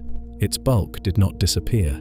It did not, in any normal sense, decompose, and the slow accumulation of what did not rot multiplied across every swamp across the equatorial belt, multiplied again across the tens of millions of years. The belt remained wet and flat and slow draining, produced one of the largest transfers of carbon from atmosphere to lithosphere in the history of the planet. Over 90% of the coal that humanity has ever mined was laid down in those swamps during those 60 million years by trees that fell and failed to leave. What actually happened to the material once it was buried below the waterline is worth following in some detail, because the process is physical and it has a clean set of stages, and those stages are still occurring today in certain parts of the world, just far more slowly and far more locally than they occurred in the Carboniferous. The first stage is peat. Peat is what you get when partly decomposed plant matter accumulates in a waterlogged, oxygen-poor environment faster than it can fully break down. It is soft, brown, fibrous, and wet. If you have ever walked across a modern peat bog in Ireland or Scotland, you have walked on a Carboniferous process in its earliest expression. The same kind of slow accumulation, the same kind of incomplete decay, simply occurring on a much smaller scale and at a much lower rate of deposition. Modern peat bogs are forming today in places where the climate is right and the drainage is poor, and they contain, in their upper layers, plant material that has been lying there for centuries without fully returning to the atmosphere. If peat accumulates steadily over long periods, and if the deposits are eventually buried by later sediments, the weight of the overlying material begins to compress the peat. Water is squeezed out. The peat compacts. The organic content of the remaining material rises as the water and volatile compounds are pressed away. After enough compression, and the exact thresholds depend on the temperature and pressure of the burial, not just the depth, the peat becomes lignite. Lignite is a brown, crumbly, relatively soft coal still recognizably plant-derived if you look at it closely, still containing visible fragments of the leaves and twigs and bark from which it formed. It is the lowest grade coal, the least energy dense, the youngest in terms of how far along the process has gone. Push a little further, more time, more pressure, a little more heat from the surrounding rock, and lignite becomes bituminous coal. This is the black, brittle, shiny when fresh material that most people picture when they think of coal. It is the coal of the industrial age, the coal that filled the wagons of the 19th century and the power stations of the 20th.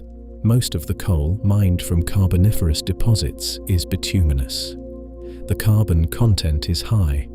The hydrogen and oxygen content of the original plant material has been largely driven off. What remains is mostly the hard, dense, combustible residue of 300 million years of compression. And at the extreme end, in a few regions of the world where the coal beds have been subjected to the additional heat of nearby mountain building or igneous activity, bituminous coal can be driven one step further into anthracite. Anthracite is almost pure carbon. It is hard enough to take a polish. It burns hotter than any other grade of coal, with very little smoke, because almost nothing remains in it except the element itself. There are anthracite deposits in Pennsylvania, in Wales, in China, places where the pressures and temperatures of post-Carboniferous tectonics happened to push the coal just beyond the bituminous range and into the final, purified form. What all of these grades share is an origin. Every gram of every grade, in every coal basin on Earth that was laid down during the Carboniferous, is the compressed, chemically transformed residue of plant tissue that did not return to the air. And the scale of what did not return is the part of this story that is difficult to hold steadily in the mind. Consider for a moment what the Appalachian coal basin alone represents.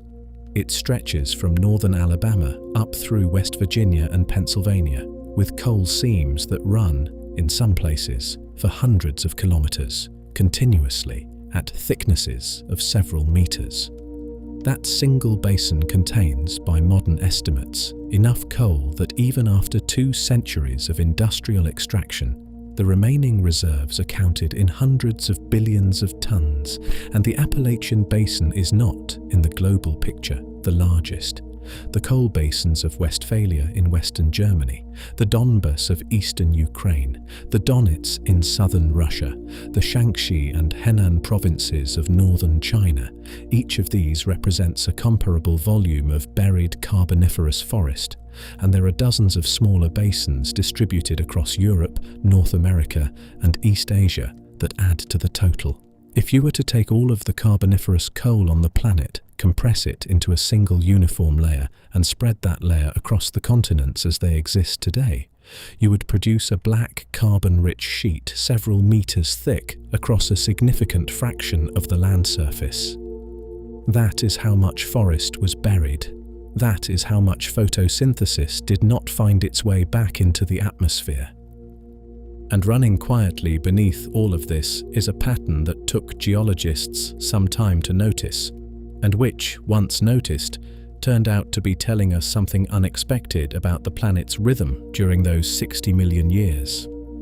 The coal seams, when you look at them carefully in cross-section, are not random. They are not single enormous events.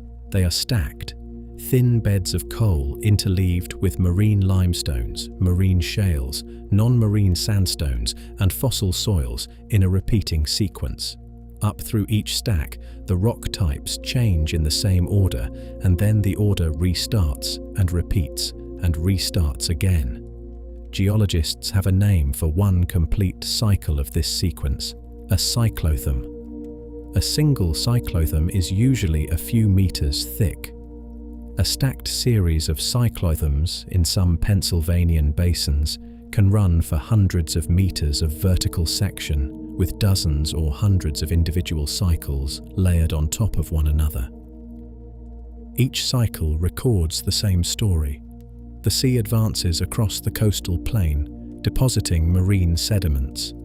The sea retreats and the plain is re-exposed. Forests grow on the re-exposed land. Forests die, become peat, get buried. The sea advances again, and so on. The question of what drove those cycles, what made the sea rise and fall in such a steady, repeating pattern for so long, is one of the cleaner success stories of 20th century paleoclimate. The answer is that the Earth was, even then, responding to the slow, predictable wobbles in its orbit around the Sun, the same astronomical cycles that would, much later, drive the advance and retreat of the ice ages of the Pleistocene were operating during the Carboniferous.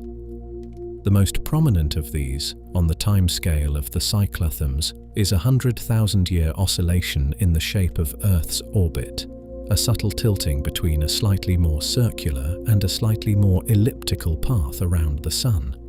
This is one of the components of what are called the Milankovitch cycles, named after the Serbian mathematician who worked out the theory in the early 20th century. The cycles, on their own, do not produce dramatic changes. They modulate the amount of solar energy reaching different latitudes by small fractions of a percent.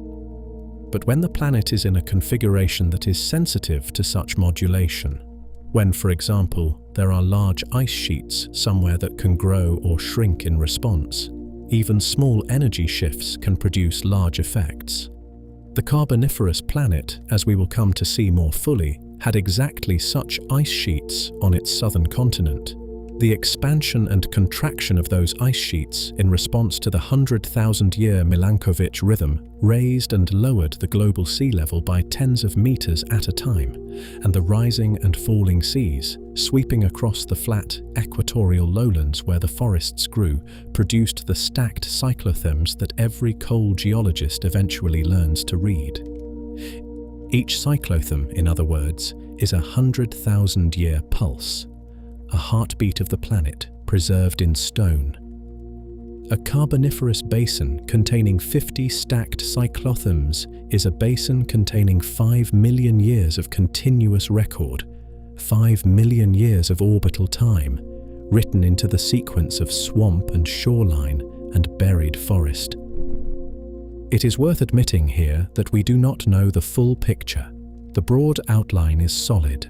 We know the cyclothems are driven by sea level changes, and we know the sea level changes are driven, at least in large part, by the glacial cycles of the southern ice sheets, and we know the glacial cycles track the orbital rhythms. But the finer detail of which individual cycle corresponds to which specific ice advance is not always clear, especially in regions where the sedimentary record has been partially disturbed by later tectonics, or where the preservation is incomplete. Entire sections of some basins are missing. Some cyclothems have been telescoped together by erosion.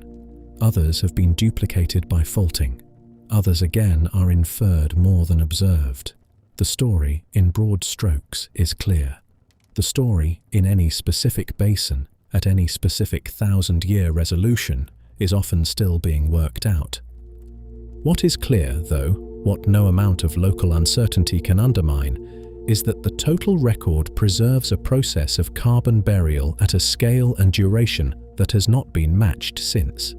Every cyclothem carries its own thin coal seam, or its own missing seam, where the conditions did not favor coal formation. Every coal seam is the compressed remains of a forest that grew, died, and failed to rot during one particular pulse of low sea level and humid climate. Stack enough of these together, and you get a region's worth of coal. Multiply by every coal-bearing basin across the ancient equatorial belts, and you get the Carboniferous. One swamp at a time, one fallen tree at a time, 100,000-year pulse at a time, for 60 million years. It is worth stepping back from the specific basins and the specific cycles, and seeing what this has amounted to when you zoom out. What this has amounted to is a transformation of the atmosphere itself. Every ton of buried Carboniferous plant material represents a corresponding amount of carbon removed from the air. Current estimates suggest that organic carbon was being buried in the Carboniferous at something like 3 gigatons per year. sustained across most of the period. That is an enormous number. It is enough by itself to have lowered atmospheric carbon dioxide to levels that began to approach the values we lived with during the pre-industrial era of our own time, possibly lower. And as the carbon dioxide dropped, and as the oxygen accumulated from all that unreturned photosynthesis, the climate of the planet began to cool. The warmth of the Devonian, the high CO2 greenhouse that had sustained the first forests and the first tetrapods, was ending. The world that was emerging in its place was cooler, drier in its interiors, and, at its southern extremities, cold enough for ice to begin to form on the continents in volumes that had not been seen since the Ordovician more than 100 million years earlier. The forests, in other words, were quietly cooling their own planet. The act of their burial was drawing down the very gas that had warmed the Earth during their rise. And that cooling, building slowly through the Pennsylvanian, was about to begin reshaping two continents, one to the north, one to the south, in ways that would leave the coal-forming equatorial belt caught between two very different worlds. 3 to 5 centimeters a year. That is the speed at which the two halves of the planet were at this point moving toward each other. The distance a fingernail grows in the same span of time. If you sat very still in a Carboniferous afternoon and waited patiently through an entire human lifetime, you would not by any ordinary means perceive that anything had happened. The ground where you sat would be exactly where it was. The sky would be exactly where it was. The land on the far southern horizon, which you could not see in any case, would not have visibly moved in relation to the land beneath your feet, and yet something was happening at a rate so slow that only the rocks could register it, and only the patient accumulation of millions of such years could turn it into an event. Two continents were closing. An ocean was being crushed between them. The continent to the north was called Laurussia.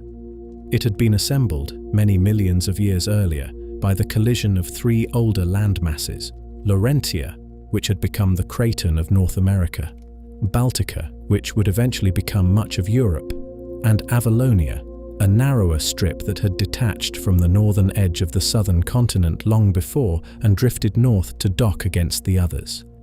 By the middle of the Carboniferous, Laurussia was a single, irregular, roughly triangular landmass sitting astride the equator. Its southern coast ran along a warm, shallow sea. Along that coast, in a narrow band from what would eventually become Appalachia in the west to what would become Central Europe in the east, the great coal forests we have been walking through had been growing for tens of millions of years. The continent to the south was Gondwana, and it was enormous. It contained within it, all pressed together into a single continuous landmass, the rocks that would eventually become South America, Africa, Antarctica, Australia, India, Madagascar, and the Arabian Peninsula. Most of Gondwana sat well south of the equator, with its interior reaching toward the South Pole. It was the larger of the two Carboniferous supercontinents by some margin, and it was the one carrying the southern ice we will come to in due course. Between them, narrowing year by year, lay the Reek Ocean.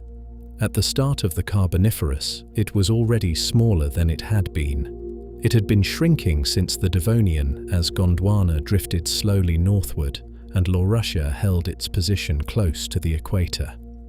By the middle of the period, it had narrowed to something like the Mediterranean in width, and it was still closing. The two facing coastlines were already beginning, in places, to make contact. Not yet the full length of the seam, not yet everywhere, but in specific regions, Iberia against the southern edge of what is now Atlantic Canada, Northwest Africa against the southern edge of what is now the eastern United States, the closure was well underway, and the consequences were enormous. When two continents collide, something has to give. The crust of the Earth cannot simply be driven together without responding, and the response, geologically, is mountain building. The rocks caught between the converging plates are compressed, folded, faulted, thrust upward, stacked on top of one another. The crust thickens, the terrain rises, and in the case of the Carboniferous collision between Laurussia and Gondwana, a collision that geologists have given the name of the Variscan orogeny in Europe and the Alleghenian orogeny in North America. The resulting mountain range was on a scale that is difficult to appreciate from where we now stand, because almost nothing of it is left. The remains of that mountain range are still visible if you know what you are looking at. If you drive through the Appalachians today from Alabama up through the Carolinas and into Pennsylvania, you are traveling along the eroded core of what was once in the Carboniferous and into the Permian, a mountain range of Himalayan proportions. The peaks that still rise above the valleys there, Mount Mitchell in North Carolina, Mount Washington in New Hampshire, are the remnants of what has been worn down across 300 million years of rainfall, freezing, thawing, and the steady, undramatic work of erosion. What stood there during the Carboniferous was not a pleasant range of forested hills. It was a wall, steep, glaciated at its southern end, rising in places to heights probably exceeding 8,000 meters, running for thousands of kilometers along the collision zone where Gondwana was pressing into the southern edge of Laurussia.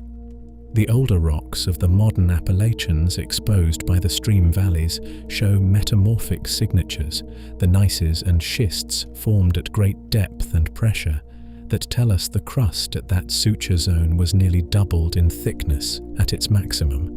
Mountains that tall, standing on crust that thick, do not easily come down. The Appalachians are still, after 300 million years, in the process of not quite being done. The same range continued in the Carboniferous across what is now the Atlantic Ocean. Because the Atlantic did not yet exist, Iberia, Western France, Southern Ireland, Cornwall, Wales, the Ardennes, the Bohemian Massif, the Central Massif of France, the Black Forest, the mountain cores of central Germany and Poland, the Urals to the east, all of these today are exposed fragments of the same long collision zone or of related mountain building events occurring during the assembly of Pangaea. The chain ran at its peak from what is now Alabama, across what is now the Mediterranean, and into Central Asia. A single continuous belt of high ground, one of the largest mountain systems the planet has ever built. The rainfall pattern on such a mountain system would have been severe. Moist air driven inland from the adjacent oceans would have risen against the windward slopes, cooled and dropped its moisture in enormous quantities. The kind of orographic precipitation that modern mountain ranges produce at their windward faces today, only over a much greater area and at much higher elevations. The leeward slopes, meanwhile, would have lain in profound rain shadows. The interior of Pangaea, or rather the interior that was beginning to form as the two continents closed, was already, by the late Carboniferous, drying out. The rain that had once fallen across broad continental lowlands was being captured by the new mountains, or diverted around them, or held at their windward bases, while the inland areas that had depended on moisture blown in from the distant coasts saw less and less of it each million years. This matters, and it matters for a reason that is not immediately obvious. For tens of millions of years, the coal forests had required specific conditions to grow. They needed warmth, certainly, and they needed to be at low enough latitudes to avoid frost. But more than anything else, they needed persistent humidity. Swamps cannot exist in dry climates. The flat, waterlogged, oxygen-poor substrate that the lycopsid forests grew in, and that preserved their fallen trunks for eventual conversion to coal, required rainfall to remain high and evaporation to remain moderate across vast areas of equatorial lowland. As long as those conditions held, the forests flourished and the coal accumulated, and the atmosphere continued its slow shift toward more oxygen and less carbon dioxide. The Variscan Mountains were not yet in the middle of the Carboniferous, tall enough or extensive enough to break this pattern. The rain still reached the swamps, the forests still grew, the coal still accumulated. But the mountains were getting taller every million years, and the lowlands between them were slowly being cut off, piece by piece, from the moist air that had sustained them.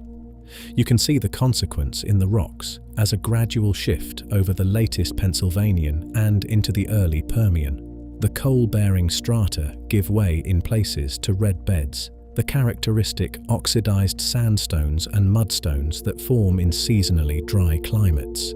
The same geographic regions that in the Westphalian had been supporting dense forests of lycopsids and tree ferns begin, a few million years later, to show the sedimentary signatures of seasonal aridity.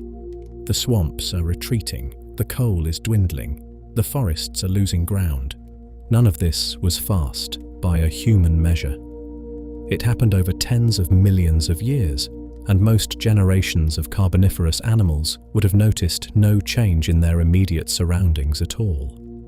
But over the geological medium term, the rise of the Variscan Mountains and the assembly of Pangaea were relentlessly drying the interior of the emerging supercontinent, and that drying was beginning to constrain the geographic range in which the coal-forming forests could exist. It is one of the quieter ironies of this period that the forests, by drawing down atmospheric carbon dioxide, had helped cool the planet. And the cooling had encouraged the growth of the southern ice sheets, and the southern ice sheets, by locking up water in their mass, had lowered global sea levels. And the lowered sea levels, combined with the rising mountains, had exposed more continental interior to the seasonal drying that was now slowly killing the forests. The forests had, in their patient, unintentional way, set in motion the conditions of their own contraction. Not immediately. Not in any year they would have recognized as different from the one before. But across the arc of the period, the planet they had quietly reshaped was becoming less hospitable to them. Think of what it would have been like to stand, one afternoon, at the foot of those mountains. If you were in what is now western Pennsylvania and you looked south, you would see a mountain range rising above the horizon at a height and scale that would take a modern human entirely by surprise. These were not the worn, rounded, forested slopes that still carry the Appalachian name today. These were sharp, young mountains with visible glaciers on their southern faces, with white summits in the summer sky, with steep rock walls and deep gorges still being cut by the runoff of the last rainy season. The air at the base of them would have been cool enough in the mornings to carry mist out of the forests below.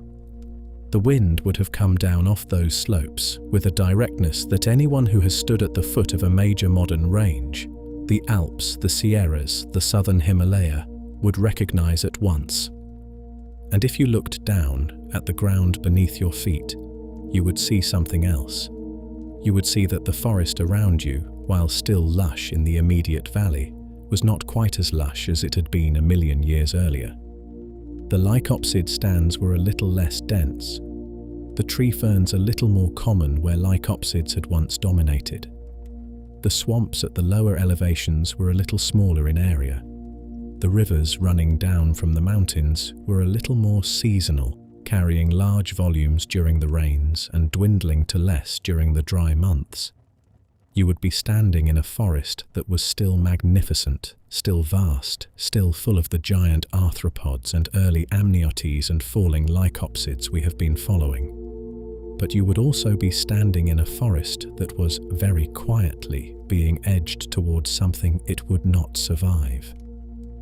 Which raises the question of what was happening on the other side of the mountains. What was the world doing to the south of this long wall of peaks in the same millions of years that the equatorial forests were beginning to feel the first pressure of Pangaea's assembly? What was the southern continent up to with its ice sheets and its polar interior and its cool latitudes, while the forests to the north went on quietly producing the coal that was drawing down the air? What was happening, as it turns out, was the coldest sustained interval the planet had seen in more than 100 million years. And it was not happening anywhere that the forests could see. There was an afternoon, somewhere in the middle of the Pennsylvanian, when a meganeura passed over a warm, humid swamp at the equator of Laurussia, and at precisely the same moment, 7,000 kilometers to the south, a glacier the size of a small modern country was advancing across what would one day become Central Africa. The two events were not related, not directly. They were not even in the same climate, or the same ecosystem, or the same hemisphere of experience. The air moving across the glacier was cold enough to freeze a human hand in minutes. The air moving over the swamp was so warm and wet that the salt on a modern hiker's skin would not have evaporated. And yet they were both the Carboniferous.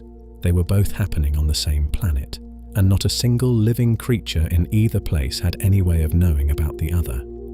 This is the part of the period that the popular picture tends to leave out, and it is the part that, once understood, changes almost everything else about how the Carboniferous feels.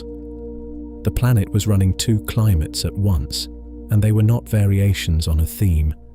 They were completely different worlds.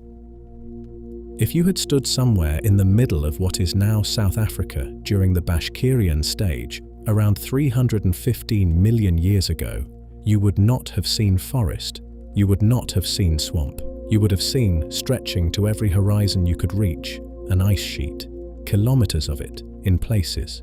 White at the surface in summer, grey-white under clouds, flowing so slowly that on any given afternoon the motion was imperceptible, but flowing nonetheless, creeping downhill at rates of perhaps a few tens of meters a year.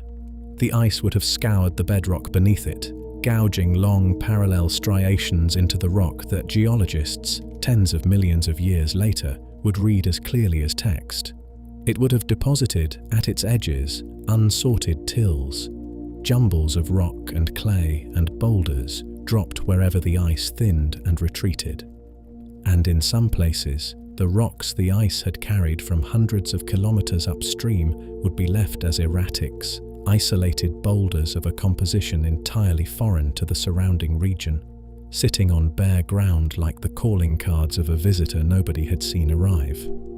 The southern ice of the Carboniferous was not a modest polar cap. It was one of the most extensive glaciations the planet has ever undergone. The thickest preserved deposits of the event are something called the Dwicker Formation, exposed today in the Karoo Basin of southern Africa, and they run to nearly a kilometer in thickness, a kilometer of glacial sediment laid down over millions of years by ice sheets that waxed and waned but never fully vanished. Comparable deposits exist in what is now Brazil in the Paraná Basin, at thicknesses of around 1,400 meters. Eastern Australia carries its own record, as does the Arabian Peninsula, as does the Indian subcontinent. Each of these regions carrying, in rocks that are now quite separated by modern tectonics, a shared memory of the same long cold episode.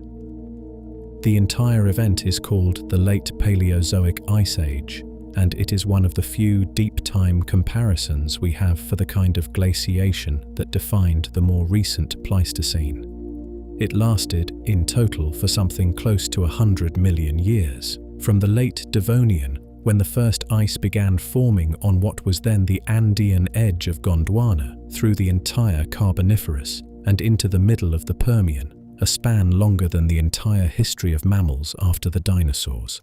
The Pleistocene, by comparison, has lasted about 2.5 million years so far. The Late Paleozoic Ice Age was 40 times longer, and it covered far more continental area at its peaks than the Pleistocene has ever managed, though much of that area was concentrated on a single vast southern landmass rather than scattered across the northern hemisphere the way modern ice tends to be. It was not, as far as anyone can tell, a single continuous event.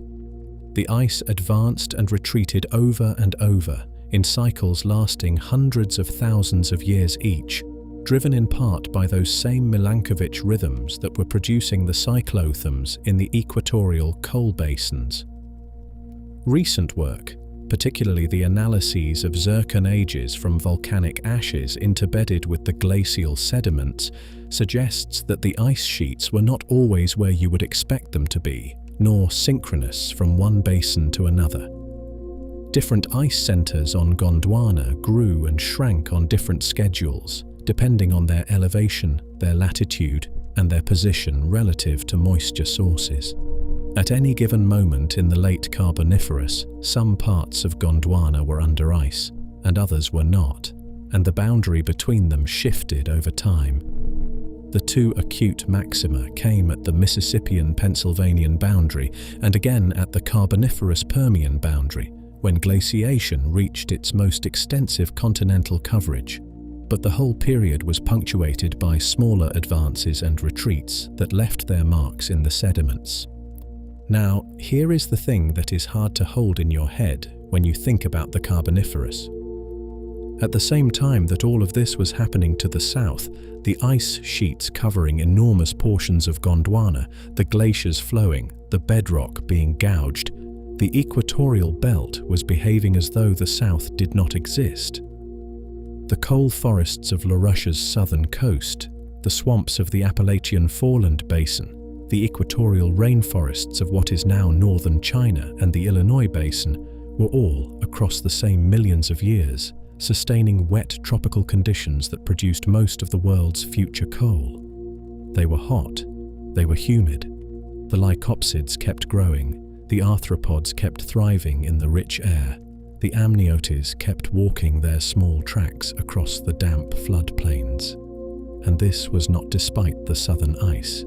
It was, to a considerable extent, because of it. The ice locked up water. Global sea levels dropped by tens of meters during each glacial maximum. The exposed continental shelves along the equator became flat, low-lying, poorly drained coastal plains, exactly the kind of terrain that favored the accumulation of peat. The forests responded by expanding into the newly exposed lowlands. Then the ice retreated, the sea rose, the forests were flooded and died. The next layer of marine sediment was laid down on top of them, and the cycle began again. Each 100,000-year pulse of Gondwanan ice produced a corresponding pulse of coal forest growth and burial in the equatorial belt. The cyclothams were, in effect, a conversation between the two hemispheres, a conversation neither hemisphere could hear, but that was being written down faithfully in the rocks of both. This is the Carboniferous asymmetry, and it deserves to be stated plainly, because most of us were not taught it this way.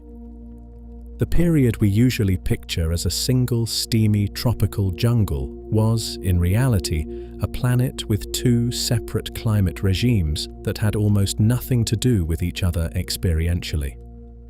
The tropical forests existed only along a narrow equatorial belt, running roughly from modern eastern North America through Central Europe to parts of what is now North China. Beyond that belt, to the south, the world was cold enough in the heart of Gondwana to sustain permanent ice, cold enough at its margins to support tundra-like conditions where no lycopsid could have grown. The coal forests were one hemisphere's weather, not the planet's. And there is one further detail that refuses to fit the tidy version of the story, and that I want to make sure we register before we move on. Far to the east of Laurussia, across a wide and warm tropical sea called the Paleotethys, there was another continent that hosted coal forests of its own. We call it Cathasia now, after an old poetic name for northern China, and it consisted of what would one day become the North China and South China cratons, along with a few smaller blocks. Cathasia had its own lycopsid forests, its own coal swamps, its own equatorial humidity. But Cathasia was not part of Laurussia. It was a separate landmass, drifting in its own way across the Paleotethys, and it was not connected to the forests we have been spending time inside of. This detail matters because of what happens later. When the coal forests of Laurussia eventually retreat, when the Variscan mountains and the drying interiors and the shifting climate finally close them down, the forests of Cathasia keep going. They persist, essentially unchanged in their basic character for tens of millions of years after their Laurushian counterparts have gone. In some places in what is now China, Carboniferous-style wet tropical forests continued to grow and to produce coal all the way through to the end of the Permian. The Cartesian forests were a kind of living relict, maintaining a Carboniferous ecology long after the Carboniferous itself was officially over. You could have walked during the Middle Permian through a forest that looked and functioned exactly like a Pennsylvanian coal swamp. The trees would have been descendants of the same lineages. The ecosystem would have been recognizable. It just would not have been happening in the same part of the world anymore. Which means that the Carboniferous, properly understood, is not really a single global period. It is an equatorial phenomenon that occurred at different times on different continents, depending on where the land masses happened to sit in relation to moisture sources and latitude bands. On Laurussia, the Carboniferous forests peaked in the Westphalian and began their decline in the early Permian. On Carthesia, the equivalent forests peaked later and persisted until the end. Permian extinction shut almost everything down. On Gondwana, the equivalent story barely happened at all. The continent was too cold, too glaciated, too far from the equator to support anything like the coal forests that dominated elsewhere. 3 different continents, 3 different versions of what the Carboniferous meant, and no single creature, no amniotic, no arthropod, no lycopsid, had any way of knowing that any of the others existed. If you could have seen the planet from orbit in the middle of the Pennsylvanian, what you would have seen would have surprised you. A green belt along the equator, bright with swamp and cloud cover, running broken across the paired continents. A vast white continent to the south, snow-covered across its polar interior, with glaciers creeping down toward the sea along its coasts. A smaller, distinct green island to the far east, separated by a warm, tropical ocean from everything else. And between these regions, long stretches of dry land, brown and seasonal, where the great mountain chains of the assembling supercontinent rose up and captured the moisture that might otherwise have traveled further inland. It is not the planet we were taught, but it is the planet that was there. And it had, across the millions of years it spent in this configuration, been slowly building toward a threshold, a tipping point, though I am wary of the word because it implies a speed that the geological record does not really bear out. The conditions that sustained the equatorial coal forests were, as we have been seeing, increasingly precarious. The continents were drying, the mountains were rising. The interiors of the new supercontinent were becoming seasonally arid, and the swamps were being squeezed into ever narrower geographic bands along the shrinking coastlines. The forests were still there, and they were still producing coal, and they were still hosting the giant arthropods and early amniotes we have been following. But they were working, though none of them could have known it, against the pressure of a climate that was shifting away from them. Somewhere around the boundary between the Moscovian and Casimovian stages of the Pennsylvanian, about 305 million years ago, the accumulated pressure began to show. The forests began to come apart. Not all at once, not catastrophically, not in any year that any creature inside them would have registered as the end of anything. But over the course of several hundreds of thousands of years, in certain regions first and then more widely, the great lycopsid stands thinned. Fern meadows expanded into the gaps. Certain plant species simply stopped turning up in the fossil pollen record and did not turn up again. The swamps that had defined the world of the coal forests for tens of millions of years began, in places, to lose water, then to lose their dominant trees, then to lose the animals that had lived among those trees. What had been a continuous green belt along the equator of Laurussia began, in the slow, imperceptible way that deep time changes happen, to fragment into islands, and those islands would not recover. In the corner of a swamp, somewhere in what is now the central United States, there is a patch of ground that, for as long as anyone could remember, had been underwater. A handful of generations of lepidodendron had grown there. Their fallen trunks lay half submerged across one another in the slow accumulation that had characterized the region for millions of years. The canopy overhead, once continuous, had thinned in the last few seasons, and on a particular afternoon in the late Moscovian, perhaps 305 million years ago, though the precise dating is still being refined, the surface of that patch of ground was, for the first time in living memory of the forest, exposed to air. The water had not gone far. You could see it 50 meters away at the edge of the clearing, glinting through the remaining trees, but it had withdrawn from this particular hollow, and the mud it had left behind was drying in the sun.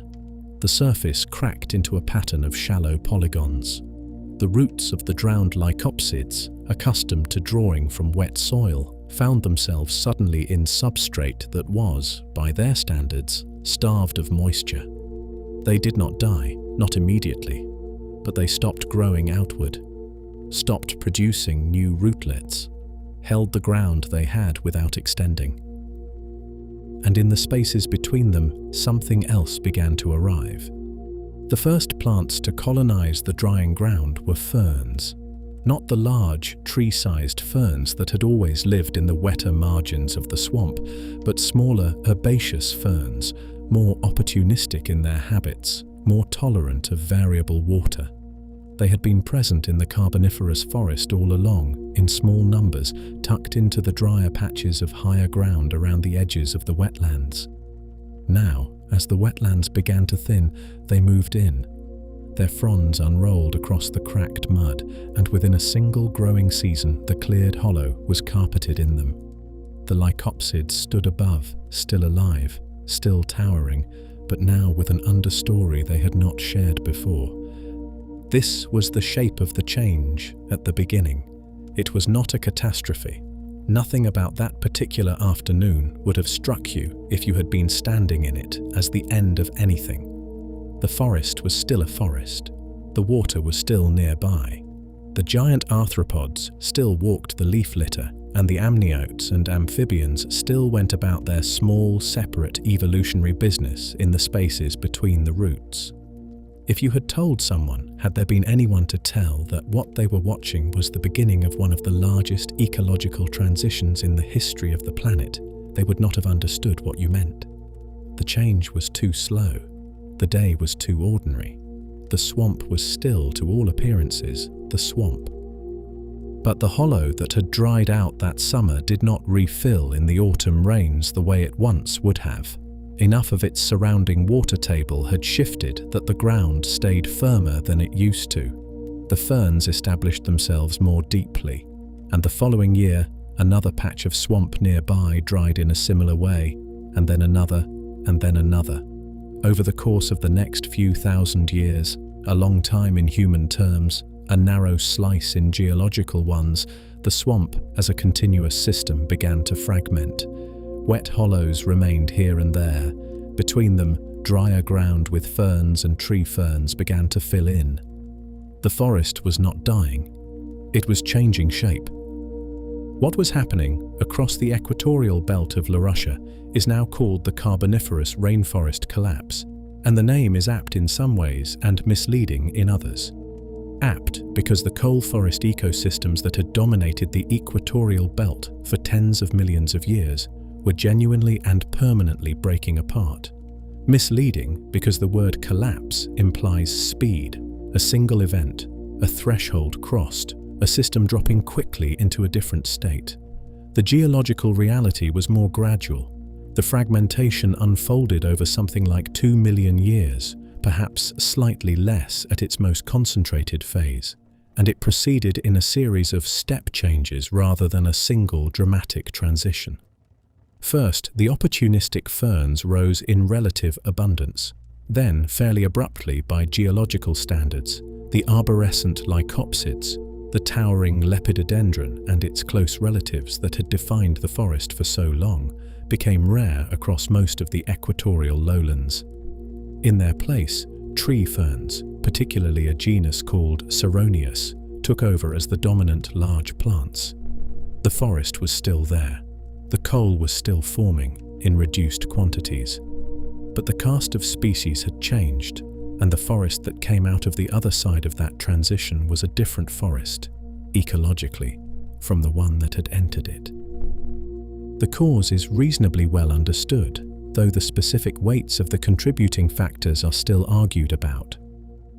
At the level of proximate climate, what was happening was a drying and cooling of the equatorial belt.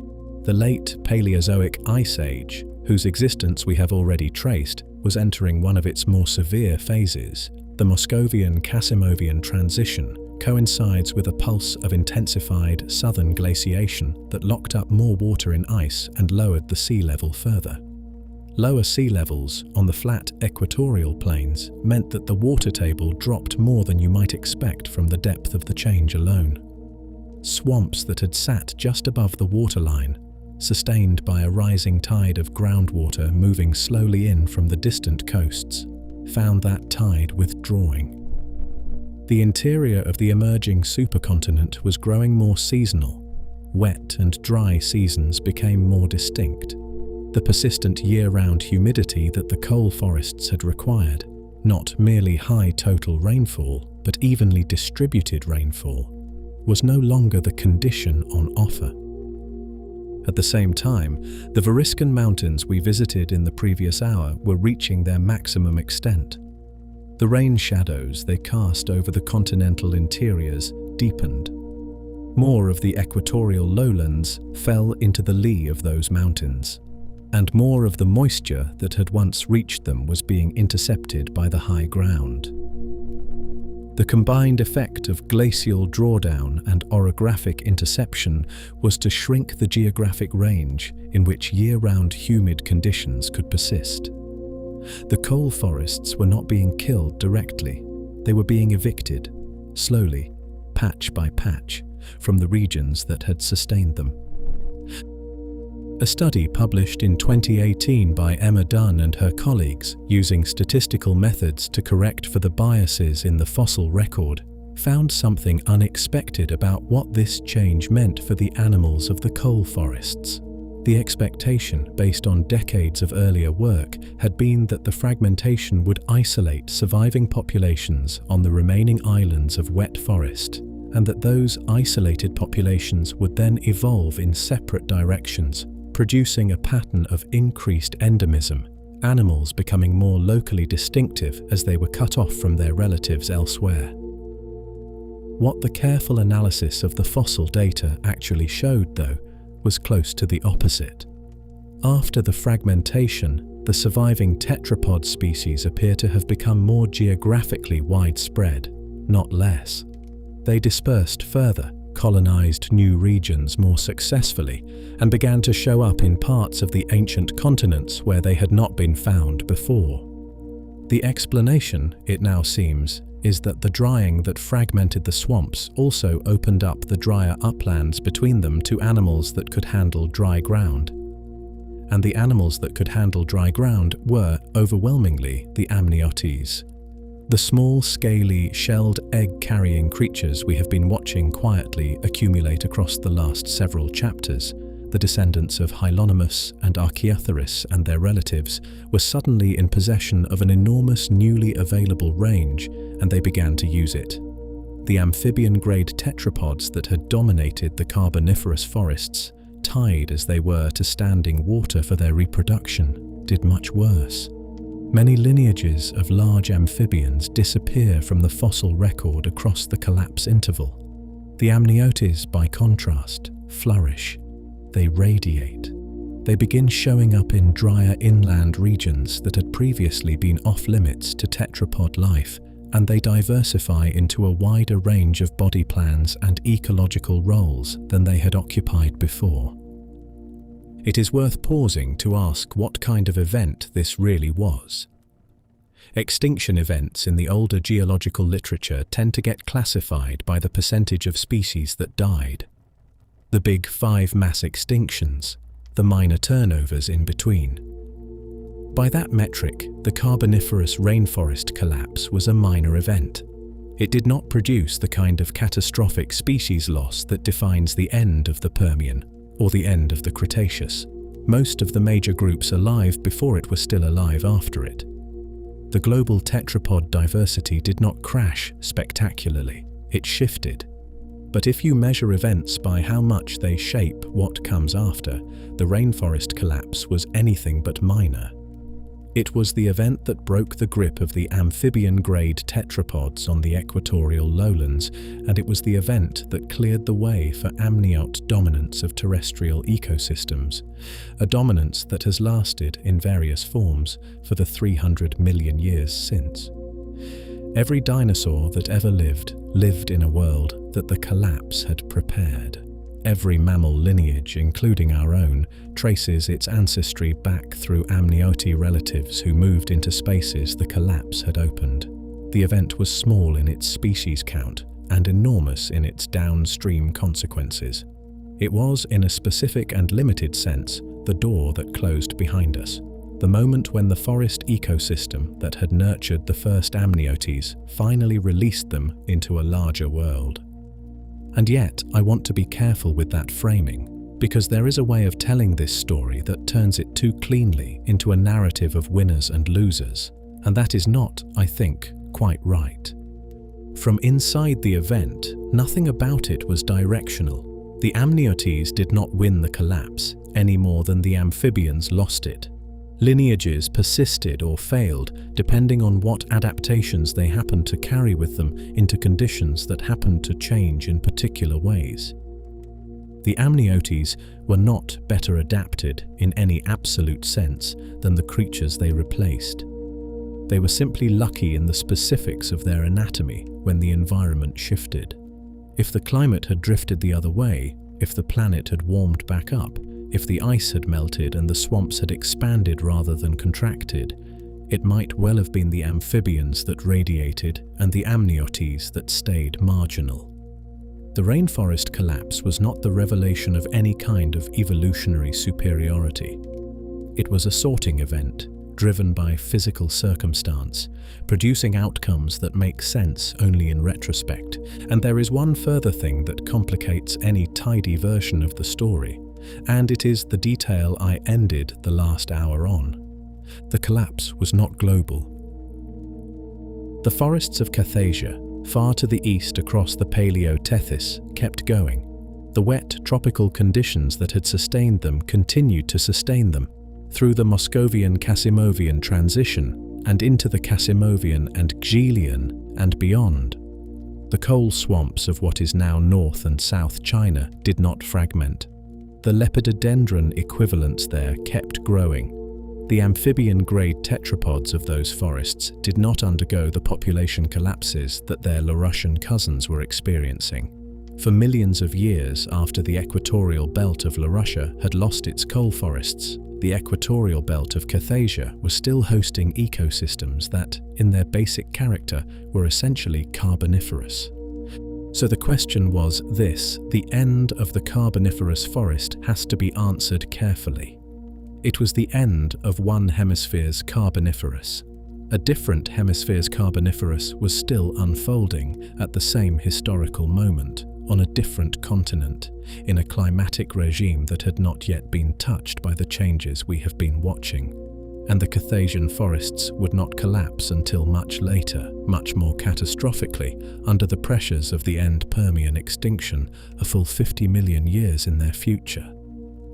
If you had been a lycopsid in Illinois, it would have felt like the end of the world. If you had been a lycopsid in what is now Shaanxi province, you would have gone on growing for another age. And the body of an amphibian, somewhere in the mud of a Laurushian swamp that had finished drying for the last time, would have lain in the cracked earth where it fell, too dry now for the organisms that would normally have processed it, too exposed for the preservational conditions that had, for so long, quietly preserved the fallen trees above it. its bones would bleach in the sun. The lycopsids it had lived among would, after a generation or two, be gone, and the world above it would begin to be walked increasingly by a different kind of animal. Who wins and who loses when a world decides to change? The question sounds as though it ought to have a clean answer, and for a long time the literature treated it as though it did.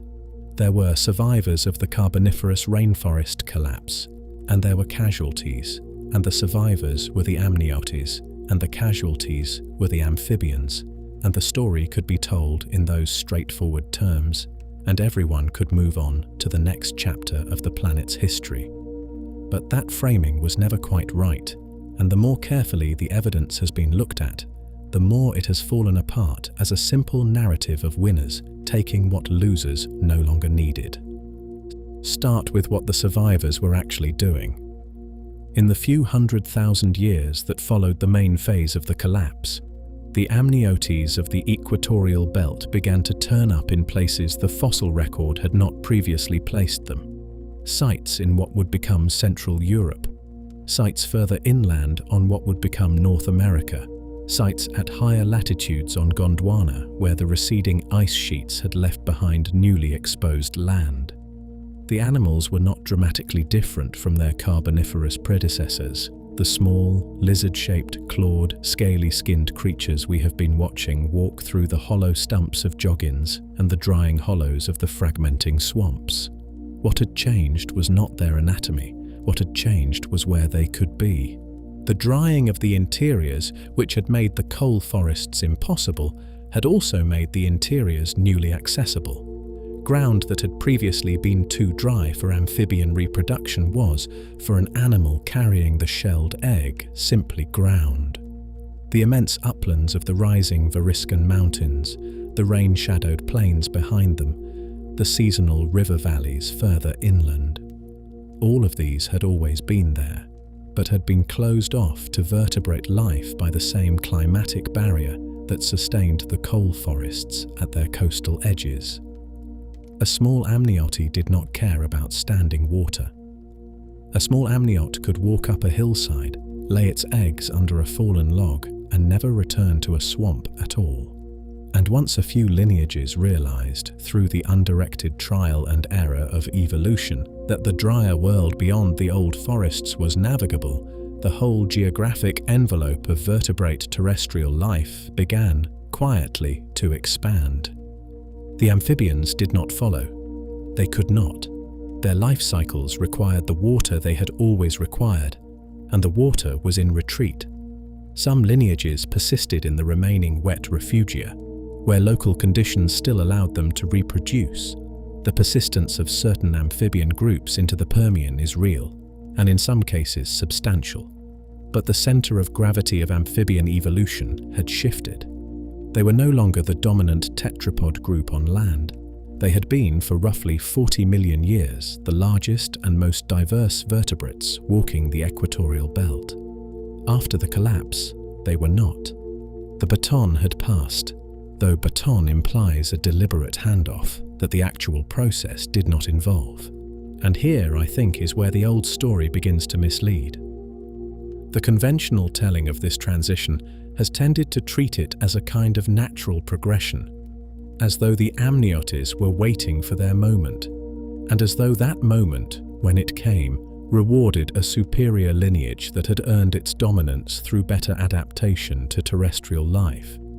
It is a tidy story, and it flatters us, because we are descended from those amniote lineages, and we rather like the idea that our ancestors won their place by being, in some deeper sense, better. The evidence does not support any such reading. What the amniotes had, when the collapse came, was not superior adaptation in an abstract sense. What they had was the shelled egg, a single reproductive innovation carried forward from the Carboniferous swamps by lineages that had happened to evolve it for reasons that had nothing to do with the aridification that was still millions of years away. When the climate shifted, that innovation turned out to be, in hindsight, enormously useful. But it was useful only because of the specific direction the change took. If the climate had shifted the other way, if the planet had warmed and the ice had retreated and the swamps had expanded across more of the continental interior rather than contracting toward the coasts, the amniotes would have been left no better off than their neighbors and possibly worse. Their small, water-independent eggs would have been no particular advantage in a world that was becoming wetter rather than drier. The amphibian strategy might have continued to dominate. The great lycopsid forests might have spread back into regions they had only briefly left. None of this happened, but it could have. And the fact that it did not is not a triumph of amniotic superiority. It is the specific, contingent outcome of a specific, contingent climatic shift, acting on the specific, contingent distribution of reproductive strategies in the vertebrate lineages that happened to be alive when it occurred. Evolution, looked at carefully, is not a narrative of winners. It is a long record of lineages that turned out in retrospect to be carrying the right tool for a situation nobody could have predicted. What the amniotes inherited, in other words, was an opened door. Not a reward. A door. That distinction matters because it shapes how we read what followed. The amniotic radiation that began in the late Carboniferous and continued through the early Permian was not the victory procession of a superior group. It was the geographical expansion of a lineage that finally had somewhere to go. The synapsids, the descendants of Archaeopteryx and its relatives, the branch that would eventually produce mammals, diversified rapidly into a range of new body plans, with larger predators and the first proper herbivores appearing within the first few million years after the collapse. The sauropsids, the other amniote branch, the one that would produce reptiles and birds, did not expand as quickly at first, but they too began to explore new ecological roles. Both groups were, for the first time in vertebrate history, colonizing landscapes that had been off-limits to their predecessors. In some regions, the speed of the change was remarkable. Fossil assemblages from what is now Texas, laid down only 10 or 15 million years after the peak of the collapse, already show ecosystems dominated by synapside predators, herbivorous synapsids, and the small scuttling sauropsids that would eventually give rise to lizards and their relatives. The amphibian-grade tetrapods are still there, still diverse, but no longer numerically dominant. Walk through such an ecosystem and you would find yourself in a world much closer, in its basic cast of terrestrial characters, to a modern one than to a carboniferous one. A dry inland basin, fallen logs rather than standing water, predators with clawed feet chasing prey with clawed feet across open ground, amphibians reduced to the wetter margins where they had always belonged, but no longer defining the larger picture. This is the ecological transition that matters most in the long view, not the collapse itself, which was a minor extinction event by any strict metric. What matters is what the collapse cleared space for, a radiation of dry adapted vertebrates whose descendants would go on to define every subsequent chapter of terrestrial life. Every dinosaur that ever rose in the Triassic stood on ground that the Carboniferous collapse had opened. Every mammal that ever nursed its young traced its ancestry back through 250 million years of synapside evolution to small creatures that had moved into the drier interiors during this specific transitional window. Every reptile that ever basked on a sun-warmed rock descended from sauropsid lineages that expanded in the same period. The modern terrestrial vertebrate fauna, the world of animals that walk on land and breathe air and do not return to water to reproduce, was assembled in its deepest architectural sense across a span of perhaps 20 million years following the collapse, and none of the animals involved knew it. A small synapsid walking across a dry upland in what is now Central Europe, perhaps 300 million years ago, had no sense of being part of anything. It was looking for insects. It was probably being watched by a predator slightly larger than itself. It was navigating a patch of scrubby vegetation between two outcrops of the rising Variscan Mountains. It was doing what small predators have always done: hunting, watching, reproducing, dying, having descendants who continued the process after it. Nothing about its afternoon would have carried any weight of evolutionary significance, and yet somewhere in its lineage, distant enough that no meaningful count of generations could bridge the gap, were all the large-brained mammals that would eventually be asking themselves where they came from. The same is true of the small sauropsid further down the slope. The same is true of the amphibians in the wet patch near the stream, the insects in the leaf litter, the distant arthropod still walking through the remnants of a floodplain further east. None of them were main characters. None of them knew what they were doing. They were simply doing what animals do, in whatever landscape they found themselves in, and the landscape happened to have been reshaped in ways that favored certain lineages over others. The planet, meanwhile, was settling into its new configuration. The equatorial coal forests of Laurussia were reduced to scattered refugia, surviving in the wetter valleys and along the remaining humid coastal strips, but no longer dominant across the belt. The interior of the emerging supercontinent was drying steadily, with red beds and Aeolian sandstones beginning to replace the coal-bearing strata in many regions. The southern ice sheets were, for the moment, still present, though they were already beginning the long retreat that would define the early Permian. And in the sky, the oxygen concentration was beginning, very slowly, to fall from its Carboniferous peak, as the burial of organic carbon slowed with the contraction of the coal forests, and as the feedback that had elevated the atmosphere for so many millions of years began, finally, to turn the other way. The giant arthropods that had been sustained by that peak would not all survive the decline. Some meganeura-type griffin flies persisted into the early Permian, somewhat reduced in size. The Arthropod lineage held on longer than most. Its last known specimens come from the early Permian, around 290 million years ago, from sediments that correspond to a period when oxygen was still well above modern levels but had fallen from its highest values. But the conditions that had allowed them to reach their maximum sizes were ending, and by the middle Permian, the world would no longer contain arthropods on that scale. What would contain it instead were amniotes, synapsids, primarily at first, including a group called the pelycosaurs, whose most famous representative is the sail-backed dimetrodon of the early Permian, not a dinosaur, but a distant mammalian relative. These were the inheritors of the opened door. They were, in a very literal sense, walking across what had been, a few million years earlier, the understory of a coal forest. The lycopsids above them had fallen long ago. The swamps around them had drained. The floodplains where Arthropod had grazed were drier now, more seasonal, more exposed.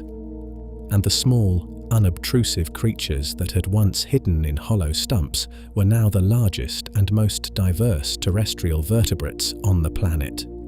If you could lift yourself above that world and look down at it from altitude, you would see a continent in transition.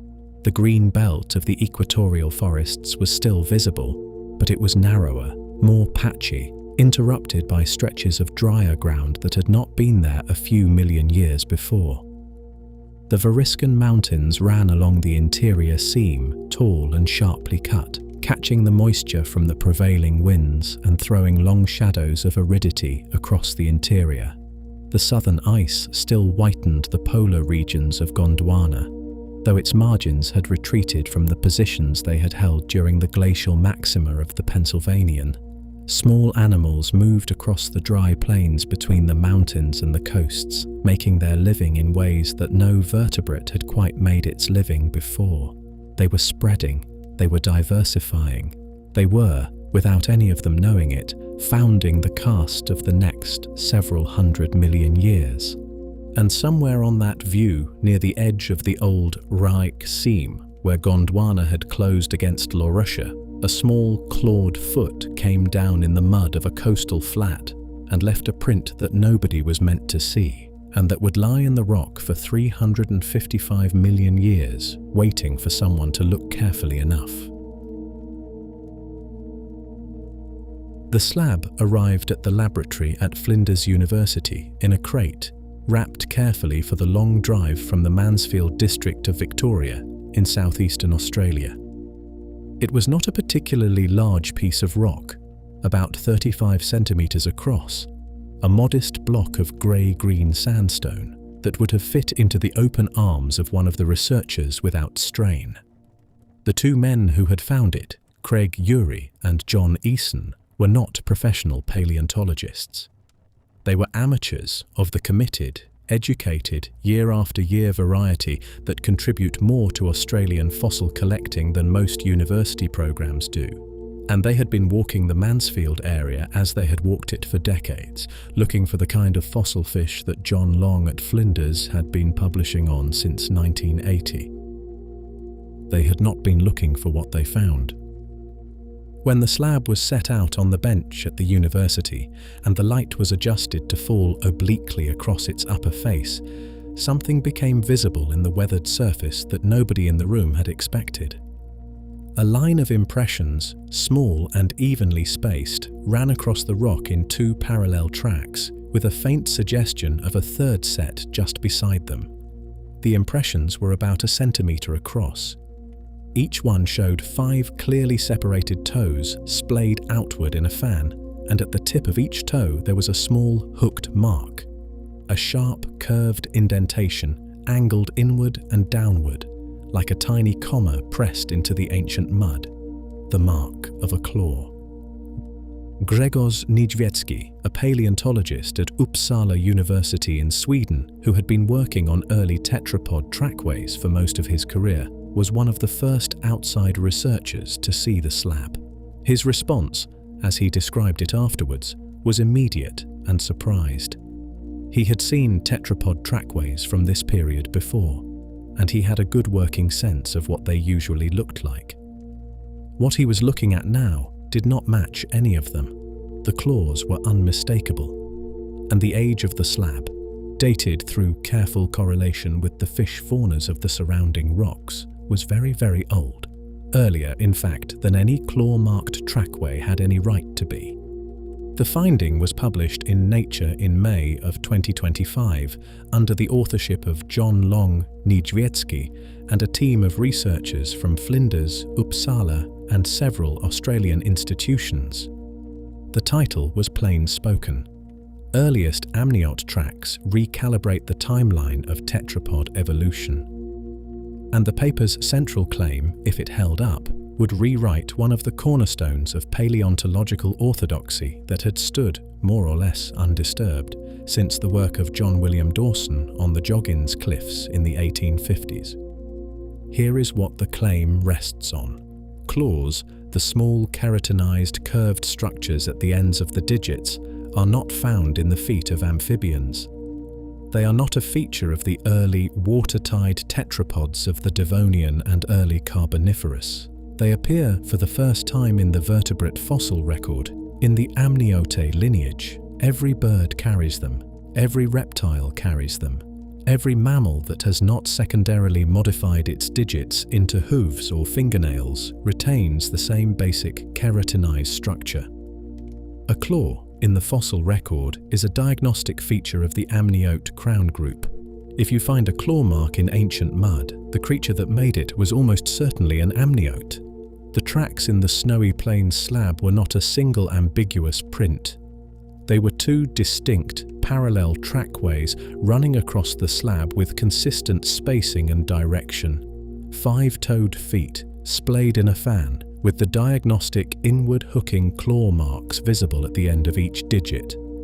The preservation was good enough that the researchers could measure the stride, estimate the approximate size of the animal, somewhere around 80 centimeters from nose to tail, broadly comparable to a modern water monitor lizard, and note that no tail drag had been left between the prints.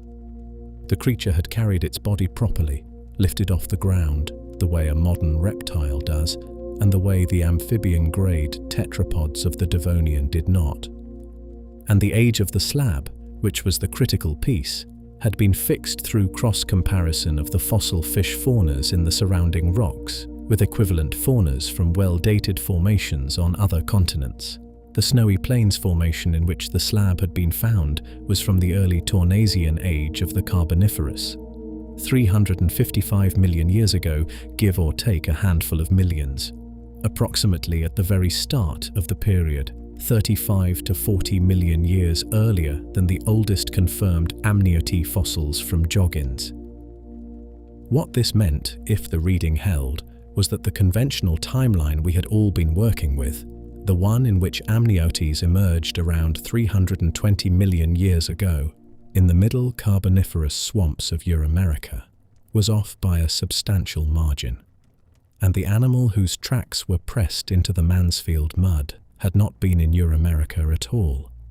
It had been on Gondwana, across the world, in a different hemisphere, at what would have been around 17 degrees south latitude in its day, close to the tropics, but firmly in the southern continent that would soon begin to accumulate the ice sheets we have been tracking.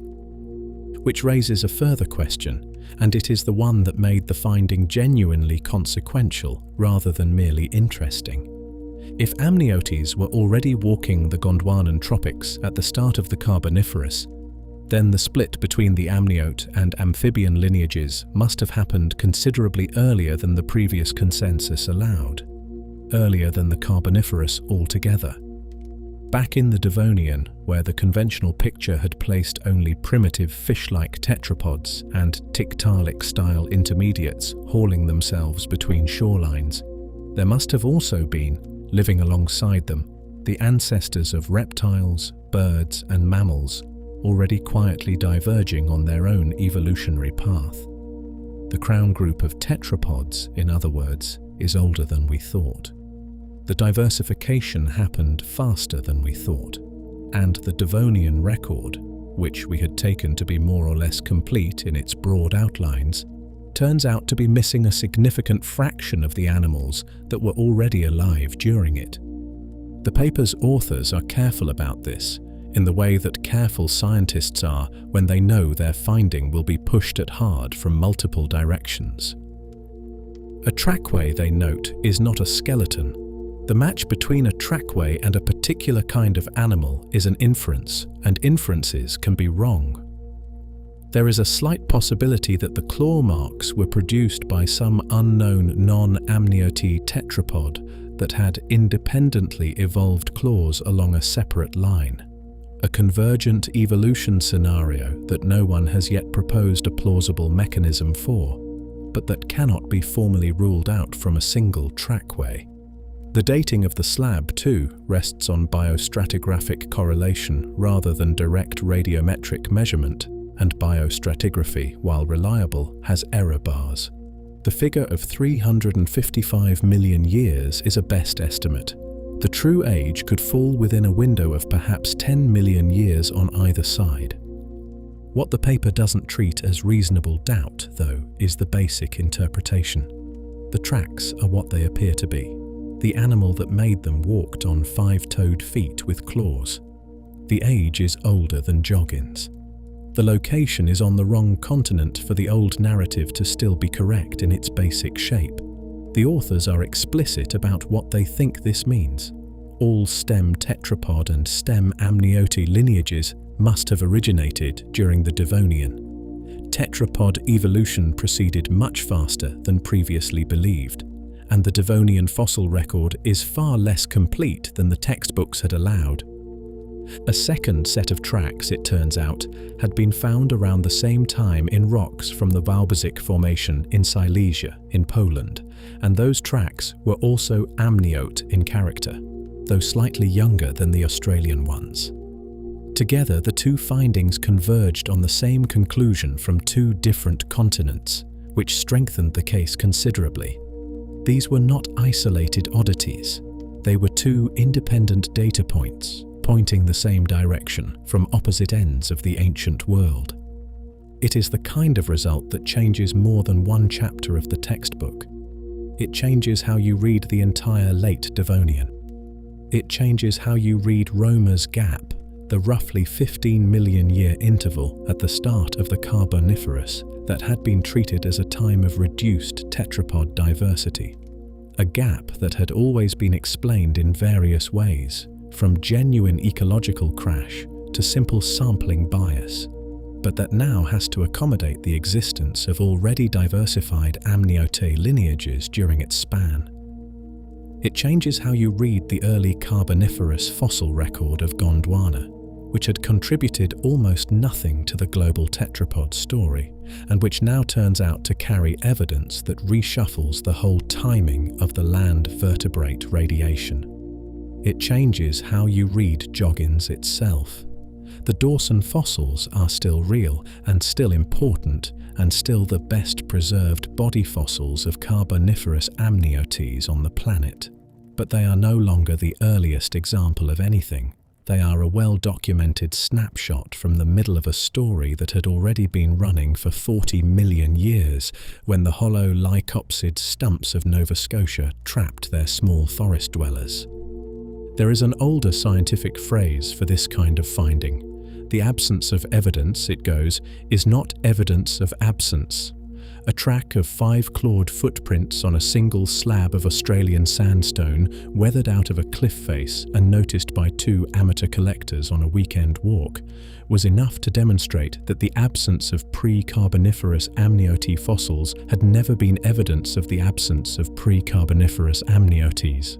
They had been there all along. We had simply been looking in the wrong places, or not looking hard enough in the places we had looked, or looking at rocks that did not happen to preserve what we were looking for. And this kind of finding has a certain chastening quality when you sit with it, because the story the textbooks had been telling was not wrong in its specifics. Hylonomus really was discovered in a hollow stump at Joggins in 1852. It really was the first known amniote from the body fossil record, and it really was 18 centimeters long and did trap itself in a tree stump and did lend its name, through Dawson, to the memory of Charles Lyell. The Archaeopteryx fossils are really from the same site and the same formation, and really do mark the first clear appearance of a synapsid. All of that is true, the chronology that held it together. The frame in which those discoveries had meaning was the part that has had to shift. The fossils are the same fossils. They have simply been repositioned as more recent snapshots of an older story, rather than as the opening frames of a story that began with them. Most of the science we do, when you stand back from it, works like this. It does not move in sudden reversals where old findings are discarded and new ones take their place. It moves in slow accommodations, where old findings remain entirely valid in their specifics, but have to be understood in the context of newer ones that show the picture around them is larger, or older, or more complicated than the first readings allowed. The 2025 paper did not overturn Joggins. It relocated it.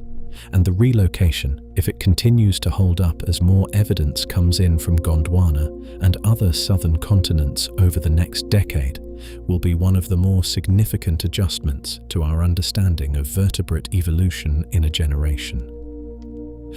None of which, incidentally, takes away from the strange, small wonder of what the Mansfield slab actually preserves. On a morning perhaps 355 million years ago, on the banks of a river channel in what is now Taungurung country in southeastern Australia, a small reptile-like animal about the size of a large iguana walked across a patch of soft, wet mud. Its 5 clawed toes pressed into the surface with each step. Its body was held clear of the ground.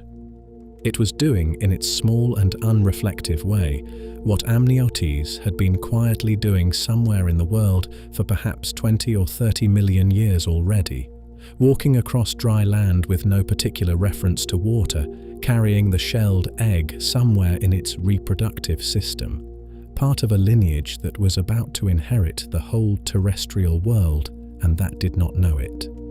The animal moved on. The mud dried. A layer of silt buried the prints. The rock settled and was lifted and was eroded, and eventually the block that contained those prints fell away from a cliff face in central Victoria and came to rest among other broken sandstone on the slope below, where two careful human beings walking past on an ordinary weekend noticed it and picked it up and took it home. There is a kind of symmetry in that, if you are willing to sit with it. The first amniotic body fossil was found on a beach in Nova Scotia in 1852 by a geologist who knew exactly what he was looking for and had spent years examining the cliffs that produced it.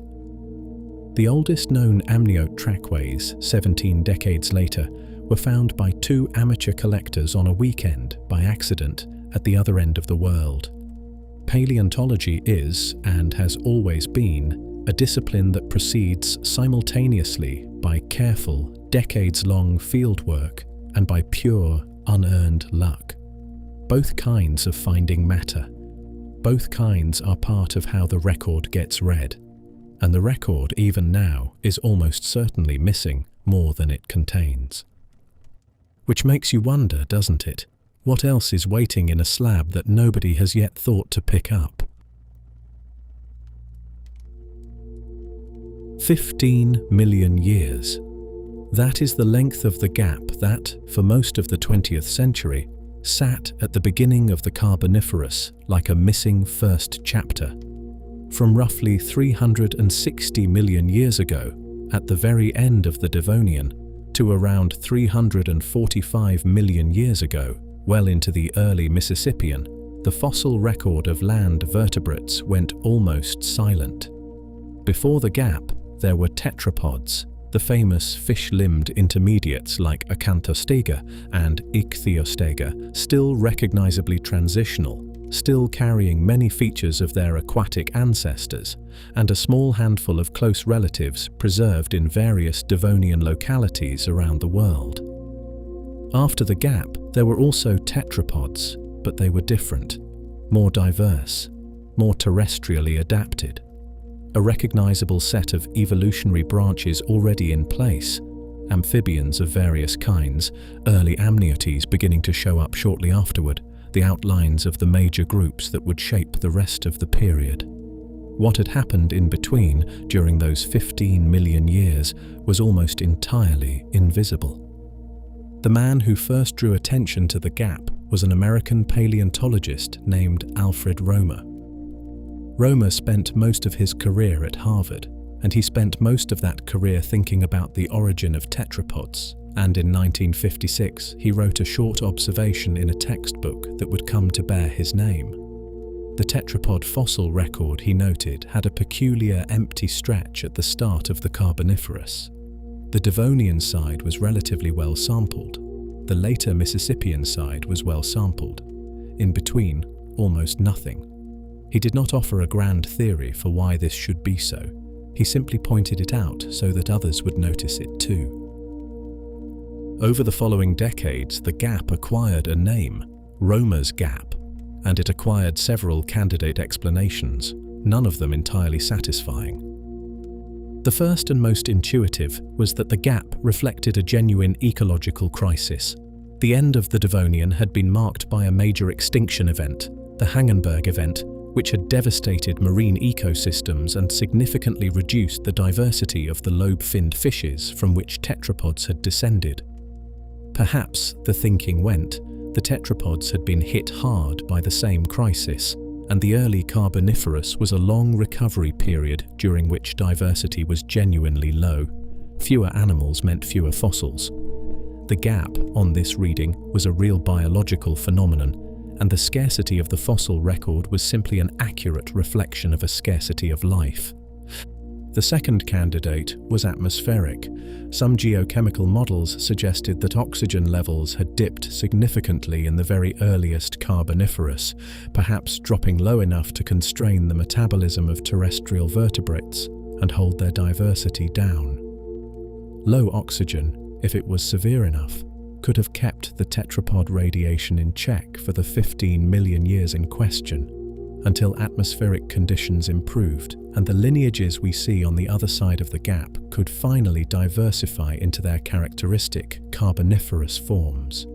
This was a reasonable hypothesis, and it had the virtue of connecting the gap to a specific, measurable environmental variable.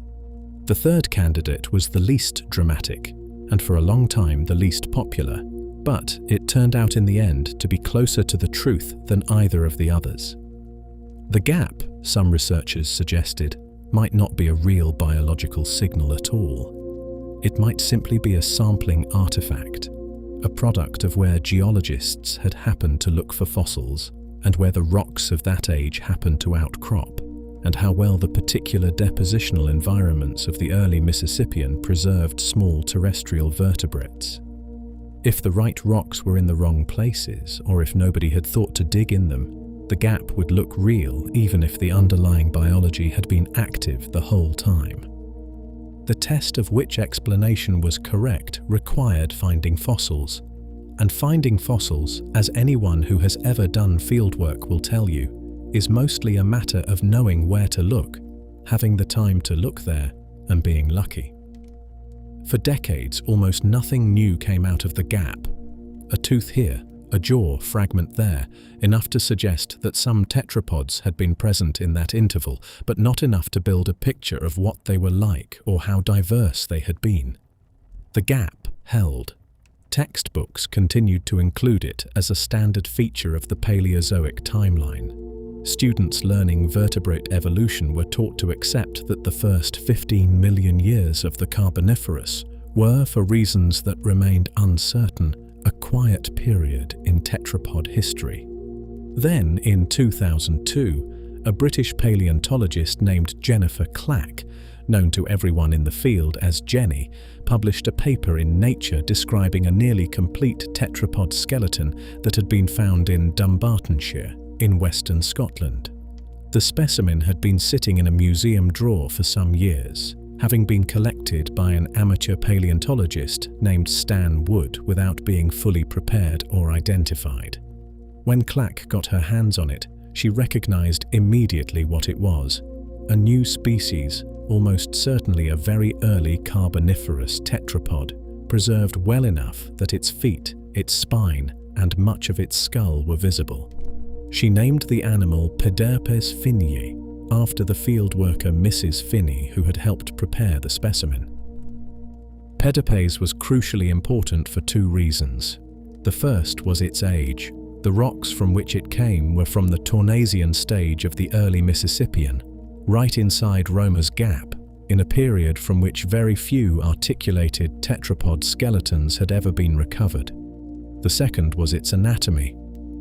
Unlike the Devonian tetrapods, which had broad paddle-like feet with 7 or 8 toes adapted to underwater locomotion, Pederpes had feet with 5 main toes, robustly constructed, with the digits oriented forward in a way consistent with true terrestrial walking. It was, as Clack put it, the earliest known tetrapod to show the beginnings of proper land locomotion. It was not a primitive amphibian-grade swimmer with occasional excursions onto the shoreline. It was an animal that walked. One specimen, however well preserved, does not close a gap, but Pederpes demonstrated that the gap could be entered if you knew where to look, and it prompted other researchers to look harder. What followed across the next decade was one of the more rewarding exercises in modern vertebrate paleontology. A collaborative project called TW:EAD, Tetrapod World, Early Evolution and Diversification, was established in 2012, bringing together researchers from the British Geological Survey, the National Museums of Scotland, and several universities. The project set out deliberately to prospect for Romer's Gap fossils in the rocks of southern Scotland and the Scottish borders, regions where the early Carboniferous sediments were exposed but had not been systematically searched for vertebrate material. Jenny Clack was among the senior researchers involved, along with a team that included Timothy Smithson, Stanley Wood before his death in 2012, and several others who had been working on this period for decades. The results came in steadily. New Tournaisian tetrapod species described from Scottish borders localities began to appear in the literature from 2015 onward. partial skeletons, articulated specimens, teeth and jaw fragments that could be assigned confidently to specific lineages. By the time the most comprehensive of the TW:8 publications appeared in 2016, 5 new tetrapod species had been named from Tournasian rocks, and a broader assemblage of fish, arthropod, and plant fossils had been documented from the same sites. The gap had not only been entered, it had been populated with a recognizable fauna. And what the fauna showed was, in its own quiet way, transformative. The tetrapods of the early Mississippian were not recovering from a near extinction. They were diverse. They occupied a range of ecological roles. Some were clearly aquatic, holding on to the swimming habits of their Devonian ancestors. Others were semi-terrestrial, with robust limbs and the beginnings of weight-bearing posture. The split between what would eventually become the amphibian lineage and the amniotic lineage, the split that Chapter 11 has just finished complicating, appears already to have been underway, with certain of the Tournasian Scottish fossils showing features consistent with stem amphibians, and others showing features that could be interpreted as very early stem amniotes. The diversity was real, the radiation was already happening. Romer's gap, it turned out, had been an artifact of absence, an absence of exposed rock, an absence of systematic searching, an absence of researchers with the time and funding to look carefully in the right places. The animals had been there all along. They had simply not been looking for us. There is one further piece of this story that belongs in the same arc, and it came together only in the last few years. A locality called the East Kirkton Quarry in the Bathgate Hills near Edinburgh in Scotland had been yielding exceptional early tetrapod fossils since the 1980s. The quarry is a Carboniferous site, producing fossils of Visean age, later in the Mississippian than the Tournasian material from the Scottish borders, and traditionally placed in the interval just after Romer's gap ended. The East Kirkton fauna includes West Lothiana lizii, known affectionately in the field as Lizzie, long considered one of the earliest possible stem amniotes, Sylvanerpeton, an early stem amniote or near relative, and Balanerpeton, an early temnospondyle amphibian. The site is unusual for preserving a terrestrial fauna from a freshwater lake deposit, with volcanic ash layers interbedded through the sequence. It is, in other words, one of the richest windows we have onto the world that emerged at the end of Romer's gap. In 2025, a team re-examined the East Kirkton rocks using the precise dating technique of uranium-led geochronology on the volcanic ash layers, and they found that the site was about 10 million years older than had been assumed. The fossils previously placed in the late Visean just outside the gap turned out to be middle Visean, squarely within the later part of the interval that Romer had called attention to, which means that the whole East Kirkton fauna, West Lothiana and her companions, the earliest plausible stem amniotes and their amphibian cousins, had already been diversifying inside the gap itself, and not only on the far side of it. The terrestrial vertebrate radiation that we had thought we were seeing begin around 340 million years ago had, in fact, already been underway 10 million years earlier. The gap had not simply been entered, it had been pushed open. All of which leaves the record in an interesting position. The Devonian had its tetrapods, fish-limbed and still waterbound. The early Carboniferous, we now know, had a diverse assemblage of semi-terrestrial and terrestrial tetrapods, already spreading into ecological roles their ancestors could not have filled. The Snowy Plains trackway from Australia, the one we met an hour ago, places amniotes specifically within that same early Carboniferous, walking on claws across a floodplain in Gondwana, while the Scottish borders fauna was diversifying in La Russia. The East Kirkton material, redated, fits comfortably in the middle of this picture, slightly later in time, but with a clear continuity back to what came before. And the Joggins fossils, which for 170 years had anchored the earliest amniote story, now sit in the late Carboniferous as a particularly well-preserved snapshot of a radiation that had begun tens of millions of years before them. The 15 million year gap that had looked from a distance like a missing chapter turned out to be a very crowded chapter indeed. What was missing was not the animals. What was missing was our willingness to accept that absence in the fossil record is almost never absence in the world it preserves. Fossils do not form uniformly across geological time. They form in specific kinds of sediment, under specific depositional conditions, in specific basins, preserved by specific diagenetic processes.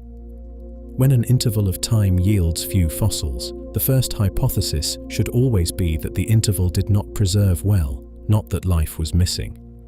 Romer himself, it should be said, understood this perfectly.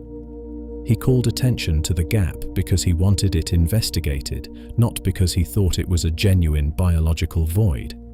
It was his successors, in the decades after the textbook reference became standard, who sometimes forgot that distinction. The lesson, if there is one to take from this particular stretch of scientific history, is about how carefully absence needs to be read. A quiet period in the rocks does not mean a quiet period on the planet. It may mean that, but the evidence has to come from somewhere other than the absence itself. And this, incidentally, is the kind of lesson that the Carboniferous as a whole keeps teaching us, in different forms. The forests look continuous from a distance until you notice that they were equatorial and that the southern hemisphere was frozen. The giant arthropods looked like they were the product of oxygen alone until you noticed that they reached giant size before the oxygen peaked. The coal looks like the product of undecomposed lignin until you notice that lignin was not the main material being buried. The amniotic story looks like it begins at Joggins until you find a slab in Australia that moves it back by tens of millions of years. Over and over, the confident picture has had to be adjusted as the record has been read more carefully and from more places.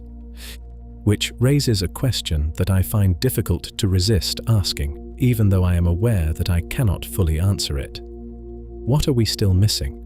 What parts of the Carboniferous, which we currently think we understand, will look different in another generation, when new localities are investigated, new techniques are applied, new samples are re-examined in the light of questions that have not yet been asked?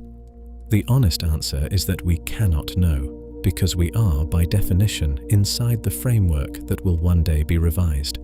But the history of the period, even in the small space we have traced together, suggests that there will be such revisions. There always have been. There almost certainly will be again. The forests, meanwhile, are still standing somewhere in the record. The lycopsids are still falling into the mud. The tree ferns are still growing in the drier patches. The small amniotes are still walking across the ground between them. Arthropod is still grazing its way through the leaf litter, and Meganeura is still passing overhead in that quiet sky with no birds. And all of this, preserved in fragments across dozens of basins on 3 continents, continues to offer itself to anyone patient enough to look. On a bench somewhere in a modern paleobotany laboratory, the scene could be at the Field Museum in Chicago, or at the University of Illinois, or at any one of perhaps a dozen institutions around the world that keep active collections of this material. A round, dark, fist-sized lump of rock is being fixed into a small clamp. The surface of the lump is unremarkable, dull black, rough, slightly heavier than you would expect from its size. If you saw it on a walking path, you would pass it without a second glance. The researcher positions a fine diamond saw above it and begins, very slowly, to cut. The cut surface, once polished, looks at first like an ordinary piece of stone, but when the researcher takes a thin square of cellulose acetate film, softens its underside with solvent, and presses it gently against the polished face for a few minutes before peeling it away, something astonishing comes with the peel. A paper-thin slice of the rock has transferred to the acetate. And when that slice is placed under a microscope, what becomes visible is not stone. It is the interior anatomy of a carboniferous plant, preserved cell by cell, with the walls of individual cells still distinguishable, still traceable, still arranged exactly as they had been 310 million years ago, when the tissue was alive and water was moving through it. The lump is called a coal ball, and it is one of the most remarkable preservational phenomena in the entire geological record.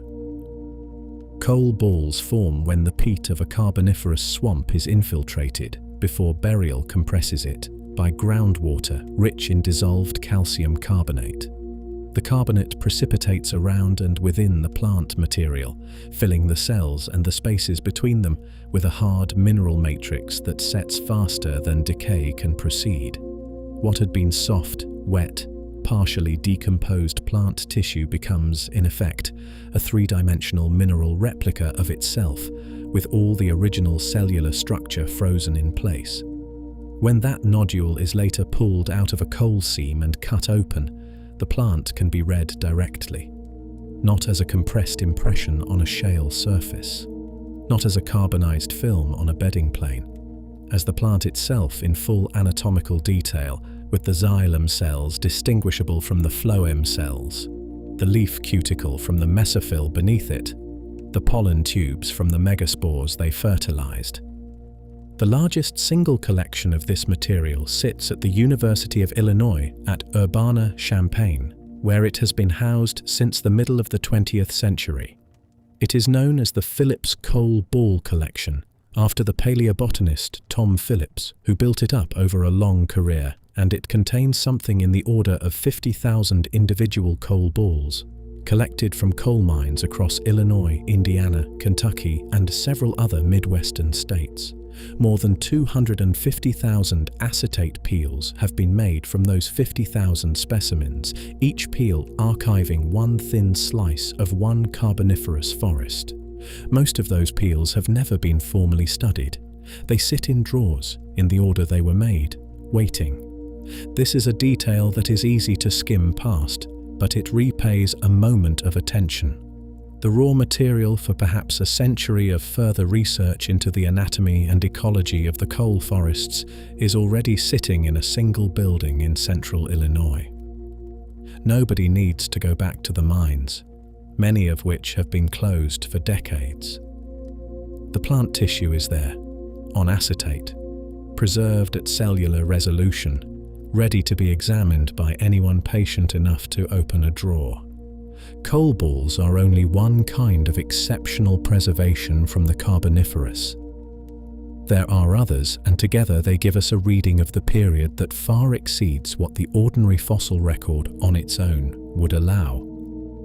About 80 kilometers southwest of Chicago, in the valley of the Mazon River in northern Illinois, there is a locality that has produced one of the most important Lagerstätten in the world. The word is German, used across paleontology to describe exceptional fossil sites, and it preserves a completely different kind of snapshot.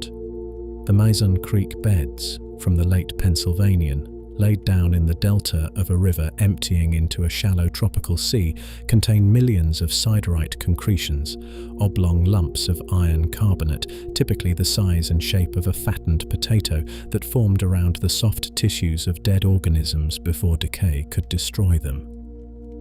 When you crack one of these concretions open along its natural fracture plane, what you find inside is often a perfect outline, sometimes with actual organic residue, of a late Carboniferous animal or plant that has no business being preserved at all. Jellyfish, soft-bodied worms, caterpillars, fish with their gill arches intact, horseshoe crabs with their book gills still visible. The Mazon Creek concretions have produced, by conservative estimate, more than 800 species of animals and plants that would be entirely absent from the rest of the Carboniferous record.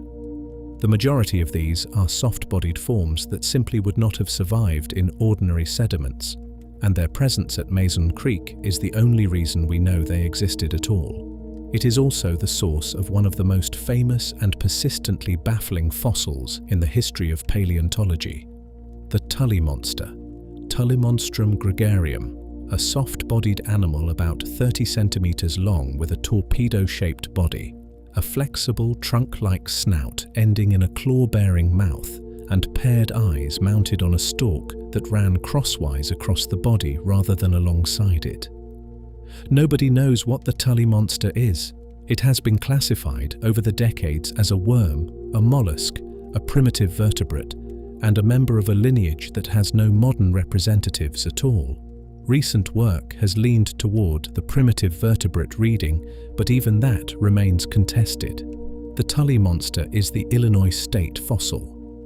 It has been the Illinois state fossil since 1989, and it has not yet been placed with confidence in the Tree of Life. There are other windows. The Joggins cliffs we visited earlier preserve their standing fossil forests because of rapid burial by storm-driven sediments, freezing entire landscapes in the positions they occupied on the day of their burial. Bear Gulch in central Montana preserves a late Mississippian marine Lagerstätte of astonishing quality, with soft-bodied fish showing eye pigmentation and internal organs.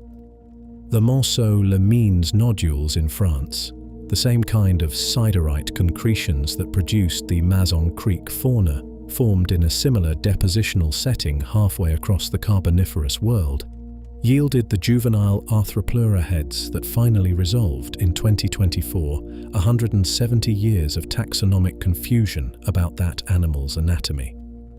All of these sites together give us the Carboniferous. What they do not quite give us is the Carboniferous we have been imagining. The scenes this documentary has walked through, the forest where not quite trees rise into an oxygen-thickened sky, the hollow stump where a small amniotic takes shelter from a flood, the floodplain where Arthropod grazes through leaf litter are reconstructions. They are carefully made, and they are built on the specific evidence of specific localities, and they are as honest as the current state of the science allows. But they are assemblages. No single place preserves the whole scene. Mazon Creek gives us the soft-bodied animals of a delta. Joggins gives us the standing forests and the hollow stump tetrapods. The coal balls give us the internal anatomy of the plants. Howick gives us the largest Arthropod. Snowy Plains gives us the amniotic trackway.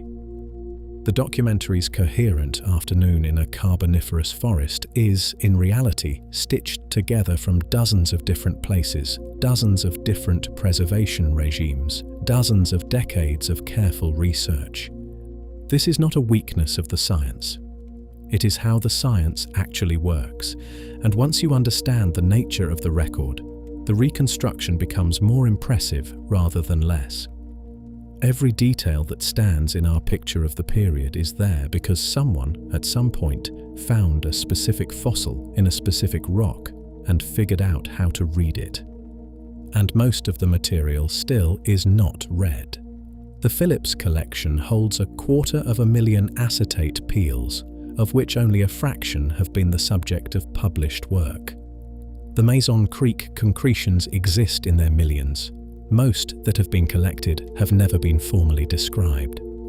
The siderite nodules of Monceau-les-Mines sat in French museum drawers for nearly 50 years before anyone ran them through a synchrotron. The Carboniferous is one of the best preserved periods in Earth's deep history.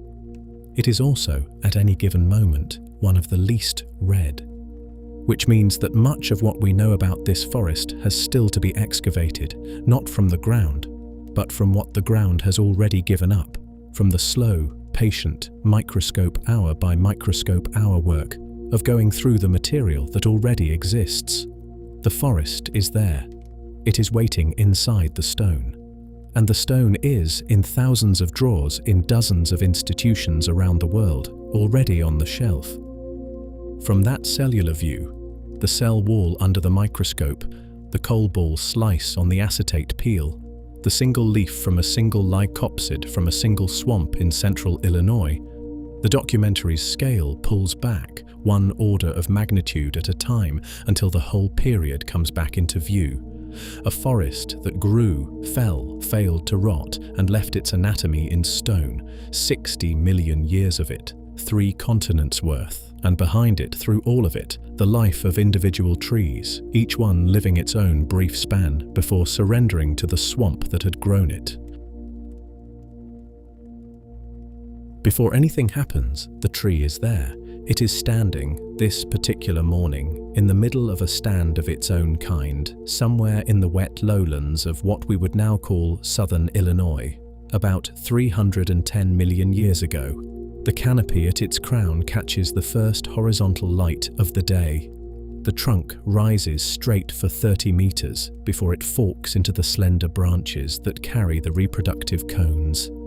The bark, pale in the shadowed lower third and darkening upward where the sun has weathered it, is patterned in the overlapping diamond scars of leaves that fell years earlier. Mist is moving off the water at its feet, and the tree, as trees do, is simply standing there, drawing water up through the narrow core of its xylem, breathing out water vapor through the leaves at its crown, holding its ground against a warm, still air that will not pick up into wind for another hour. It has been standing for 12 years. That is all. 12. A lepidodendron's whole life, from the moment a spore lodged in the wet sediment at the base of an older tree and began to germinate, to the moment its reproductive cones release their own spores at the top of its crown, might run to 10 or 15 years. The exact figure is still argued about. Some researchers think the trees grew faster and died younger. Others have proposed somewhat longer lifespans. What everyone agrees on is that these were, by modern standards, extraordinarily brief lives for organisms of their size. A 40-meter oak takes 300 years to reach that height. A 40-meter lepidodendron did it in a decade and a half. For the first 2 of those years, the tree had been a small cushion of green at ground level, barely distinguishable from the ferns around it. For the 3rd and 4th, it had begun to rise, a slender, unbranching column, leaf cushions spiraling up its surface, growing faster each season as its root system extended into the soft substrate. By the 5th year, it was taller than any human who has ever lived. By the 8th, it was above the lower canopy. By the 10th, it was at full height, its crown opened for the first time, beginning the final phase of its existence. That final phase is what this morning belongs to. The tree has not yet produced its cones. They are forming high up, in the newly forked branches, swollen and green, preparing to release the spores that are this plant's entire reproductive investment. Once they do, the tree will have completed its one circuit of life. It will not flower again the next year. It will not put out a second round. It will stand for a little while longer, perhaps a season, perhaps 2. And then, like every lepidodendron that has ever grown, it will die. The lineage goes on through its spores. The individual does not. The tree cannot know any of this. It is doing what the physiology of its species has done for tens of millions of years, on a schedule written into its cells. But on this particular morning, for this particular tree, the schedule is close to its end. While the light comes up, other things happen around it. 100 meters away, at the damp edge of the standing water, an arthropod crosses the leaf litter on its slow walk between feeding grounds. It is not the largest of its kind, just a little over a meter long, 15 or 20 kilos, modest by the standards of its genus, but it is still the biggest animal in the stand. Its segmented armor catches the light in dull reddish bands. It passes the base of the tree without pausing, eating a piece of bark from a smaller trunk that fell in last week's storm, its many legs moving in the unhurried rhythm that has carried its ancestors across this ground for millions of years. Overhead, higher than the arthropod can see, a meganeura is resting on the sunward side of a branch, its wings angled to catch the morning warmth. When it lifts away, a little while later, the slow pulse of its flight carries briefly through the canopy before fading into the upper air. In a hollow stump not 20 meters away, in the decayed interior of a lepidodendron that fell 4 years earlier, a small amniotic, the same kind of animal the Joggins cliffs would one day preserve, is sleeping off the cool of the night, curled against the inner bark where the flood silt has settled. It is perhaps 18 centimeters long. It weighs less than 100 grams. It will wake in an hour, hunt through the leaf litter for insects, mate with another of its kind before the week is out, and lay its shelled eggs in a patch of damp but solid ground at the base of a fallen log. None of these animals is aware of the tree. The tree is not aware of them. This is the thing I keep coming back to when I think about the Carboniferous. Every large-scale claim about the period, every statement about oxygen levels, or continental assembly, or the cooling of the climate, or the amniotic radiation, or the burial of carbon, or the formation of coal, resolves, if you trace it down far enough, into specific afternoons like this one. Specific animals crossing specific patches of leaf litter, specific trees standing in specific stands, specific small events happening at the only scale at which life actually occurs. The period did not take place at the level we have been describing it. The period took place at the level of a single arthropod passing a single tree on a single morning, and the mass of such mornings accumulated across 60 million years and 3 continents is what the geological record averages into the shape we now call the Carboniferous. And no one of those mornings was important. The tree did not know that its fall, a season or two later, would contribute a small increment of carbon to a seam that would one day fuel the furnace of a city on the other side of a world that had not yet formed. The Arthropod did not know that its lineage was already near the end of its run, and that in another 10 million years, its body plan would no longer be possible in the thinning air. The small amniote in the hollow stump did not know that it was part of a lineage that would still be walking the planet in 300 million years, transformed almost beyond recognition, but genetically continuous. Each of them was simply doing what the morning asked of it. That is what a single tree knew. It knew the water at its feet. It knew the light at its crown. It knew the weight of a generation of leaves that had grown and fallen from its trunk, leaving their diamond scars. It knew the small shifts of pressure in its own xylem and phloem as the day warmed and the transpiration rate climbed. It did not know that it was a species or a lineage or a contributor to a global carbon cycle, or a participant in the thickening of an atmosphere that was changing the rules of animal life. It knew its morning. That was all. A few seasons later, the exact timing is not clear because the tree has not left a diary. A storm comes through the stand. The wind is stronger than the one that had come through the year before, or the one 5 years earlier, or anyone the tree has met in its life. The xylem core, slender as it is, holds for a long moment against the lateral force. Then the roots at one side of the trunk begin to lift. The tree tilts, slowly at first, picking up speed as the tilt increases, and falls across the standing water with the same unhurried collapse that other trees in the same stand have made before it, and that others will make after. The water accepts the body. The reproductive cones, ripe but not yet released, break off and scatter across the surface. Some of them will still find purchase, most will not. The trunk lies where it has fallen. The water is shallow enough that the upper portions remain exposed, but the bulk of the tree is submerged. The anaerobic mud at the bottom of the swamp begins immediately to do what it has done for all the other fallen trees here. It slows everything. Decay will touch the tree, but only partially, and only in the places where some oxygen can still reach the tissues. The rest will hold.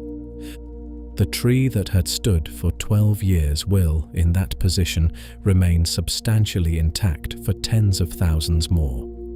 Then it will begin to compact under the weight of later material. Then, Over the course of the coming millions of years, it will transform slowly through the stages of peat and lignite and bituminous coal, until what had been a living plant on a particular morning in a particular Illinois swamp is indistinguishable from every other plant that fell around it, all of them pressed together into the dark continuous mass that a miner 310 million years later will quarry out of the Pennsylvania hills. One tree, 12 years, one morning of still air before the storm came.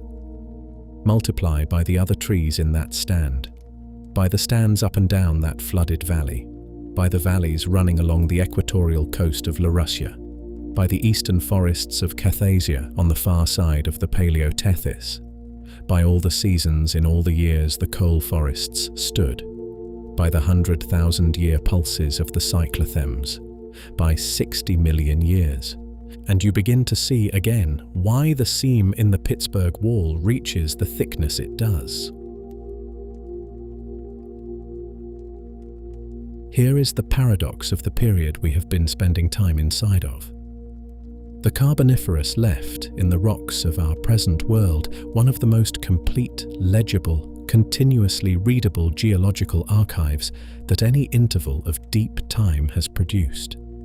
60 million years of forests, swamps, oceans, glaciers, mountains and cyclothems written down in sediments that can still be walked through, drilled into, cut open and read at cellular resolution. It is one of the best preserved records of any stretch of the Earth's past, and it is, at the same time, the most heavily extracted. The period that gave us the clearest window onto deep time is also the one we have spent the last 2 centuries digging out of the ground in order to burn. This is not a contradiction that has an obvious place to rest. Most of the coal that has been mined in the history of human civilization has been Carboniferous coal. The Industrial Revolution in Britain was powered by the coal measures of Wales, Yorkshire, Staffordshire, Lancashire, Carboniferous seams, everyone. The rise of American industry came out of the Appalachian Basin, which is Carboniferous. The industrial transformations of Germany, Belgium, France, Poland, Ukraine, and the coal-producing provinces of northern China were driven, in each case, out of seams laid down in the same 60 million year window we have been tracing. The energy that heated the homes, ran the factories, and smelted the steel of the 19th and 20th centuries was, in very large part, the energy of Carboniferous sunlight, stored in the unrotted bodies of Carboniferous plants, released over the course of a few industrial lifetimes back into the air that had once held it. The scale of that release is worth understanding, even if only to hold it honestly in mind. When the Carboniferous forests took carbon dioxide out of the atmosphere and buried it in the swamps, they did so at a rate of perhaps 3 gigatons of organic carbon per year, sustained over millions of years. That drawdown is one of the reasons the atmosphere of the period cooled, one of the reasons the oxygen climbed, one of the reasons the ice sheets formed on Gondwana, one of the reasons the forests themselves eventually began to contract. The planet we inherited 300 million years later still carries the atmospheric consequences of that long burial. The burning now has gone the other way. Global carbon emissions from fossil fuels run to somewhere around 36 gigatons of carbon dioxide per year at current rates, roughly 10 gigatons of carbon once you do the arithmetic of the molecular weights, which means very approximately that the carbon being put back into the atmosphere each year by the combustion of Carboniferous coal and related fossil fuels is running at several times the rate at which it was originally removed. The burial of the period's carbon took millions of years. The return of a significant fraction of it has taken, and is taking, a few centuries. I want to be careful here about what I am saying and what I am not. I am not making a political argument, and I am not going to draw one out of what I have just described. The numbers are numbers, the ratios are ratios. They describe a real asymmetry between how long it took to put the carbon into the rocks and how quickly it is coming out. And that asymmetry has consequences that scientists and policymakers and the people who read the news are discussing properly and exhaustively in other places. This is not that conversation. This is a documentary about the Carboniferous, and what I want to hold in mind at the end of it is not the politics of the present, but a specific, small recognition that the present and the Carboniferous are not quite as separated as they feel. The coal seam in the Pittsburgh Wall, which I asked you to imagine putting your hand on an hour and a half ago, is one end of a very long continuity. When somebody somewhere turns on a light and the filament heats and begins to glow and the room becomes visible, there is a line that can be drawn from the light back through the wires, back through the transformers, back to the power station, from the power station back to the rail cars that delivered its fuel, from the rail cars back to the mine, the shaft, the seam, from the seam back through 310 million years of burial, compression, compaction, accumulation. From the top of the seam back to a single fallen lepidodendron lying in the mud of a swamp somewhere in what would one day become Illinois or West Virginia or Pennsylvania. From the lepidodendron back to the morning it fell, and from that morning back through the 12 years of its life to the afternoon a spore first found purchase in wet sediment, and before that to the parent tree that had released the spore, and before that to the long lineage of arborescent lycopsids that had been growing in the coal swamps for tens of millions of years already when that particular tree happened to exist. The light in the room, viewed that way, is not light from a wire. It is light that a Carboniferous afternoon briefly captured, stored in a tree's chemistry, lost to the swamp when the tree fell, preserved by the anoxic mud, compressed through the geological ages into coal, mined out of a seam in the last few centuries, transported to a furnace, oxidized, converted to steam, spun through a turbine, converted to electric current, moved through copper wire, released into a filament, and converted back, finally, to light. The light on your ceiling tonight is at least partially and possibly almost entirely Carboniferous sunlight. It simply took 310 million years to reach you. That is not a metaphor. That is, physically, what coal-fired electricity is. The word fossil in fossil fuel is not decoration. The fuel is a fossil. There is something in this, I think, that exceeds the political and the economic frames through which we usually approach it. Those frames are important, and they are real, and I do not mean to minimize them. But there is a longer frame, and the longer frame has its own kind of weight. The coal seam in the wall is not only a fuel source, it is not only an environmental issue, it is also, and perhaps most strangely, the only readable remnant of a period of Earth's history that otherwise exists only as reconstructions and interpretations. The same material that we have been burning is the material that preserves the record we have been reading. The seam is the archive. Every ton of coal taken out of the ground and combusted is a ton of the Carboniferous that will not be read again. Not all of the coal is being burned. Not all of it will be. Vast reserves remain in the ground, in basins that have been mapped and catalogued and studied for decades. The Illinois Basin alone holds something in the order of 1 trillion tons of coal, most of which has never been mined. The Appalachian reserves are similarly enormous. The basins of Russia, China, Australia, and India contain comparable quantities, much of it untouched. Whether any of this will still be in the ground a century from now is a question that depends on decisions being made in the world above the seams and not in the seams themselves. What is certain is that the seams are patient. They have been patient for 300 million years. Whatever fraction of them remains unburned at the end of this century, or the next, or the one after, will continue to preserve what it preserves. The coal balls with their cellular detail, the cyclothem layers with their 100,000-year pulse. the fossil assemblages interbedded with the carbonaceous shale. The archive is still there. The reading, for the parts that remain readable, will continue for as long as there are people willing to look. And there is a small, quiet consolation in that. The Carboniferous is not over. The period itself ended 299 million years ago, but its record is still being added to, in the sense that every new specimen recovered, every new basin investigated, every new technique applied to old material extends our understanding of what it was. The work is incomplete. Fresh findings like the Snowy Plains tracks and the redated East Kirkton volcanic ashes show how much is still being added. The picture we have today is, in a precise sense, better than the picture our parents had. The picture our children have will be better still. Which raises a question that the documentary can raise but not answer. What will the period look like to a researcher 100 years from now? 200. Which of the things we currently believe about the forest, the amniotes, the air, the coal, will turn out to have been wrong, or incomplete, or simply partial?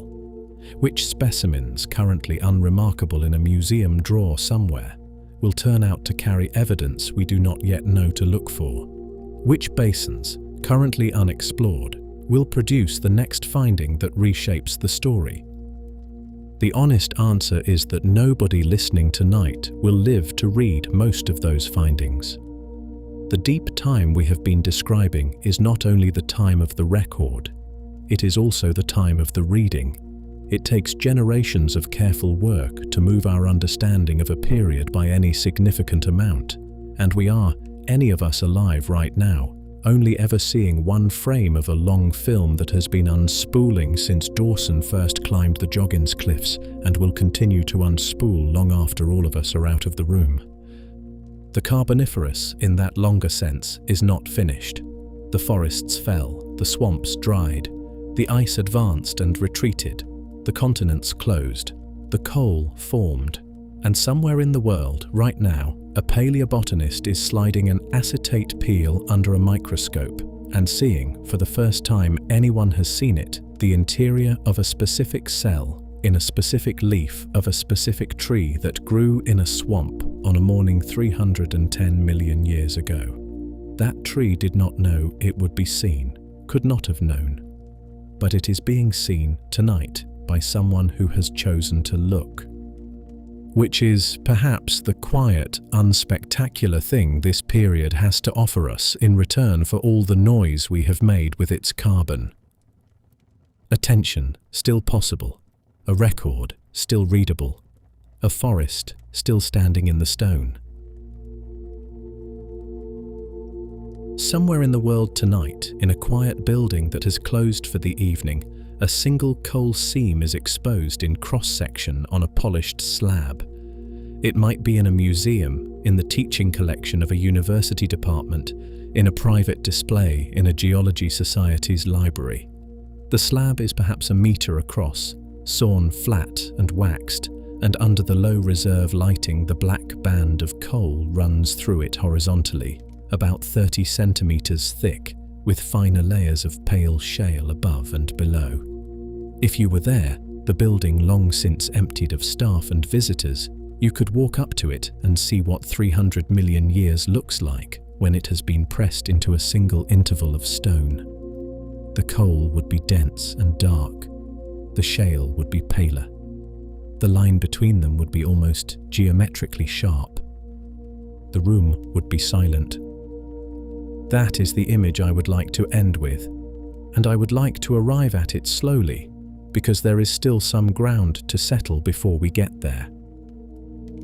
What we have been tracing across the last 2 hours or so is a period of Earth's history that ended nearly 300 million years ago, and that continues in an astonishing variety of ways to shape the planet we currently live on. The forests fell, the swamps dried, the oxygen climbed and then retreated. The continents finished closing into Pangaea and began, 150 million years later, the long, slow unzipping that produced the world maps we now recognize. And through all of it, the coal accumulated in the ground, and the cyclothams stacked, and the fossils settled into their specific rocks in their specific places, waiting. What we did not do, what the documentary has not tried to do, is provide a complete picture.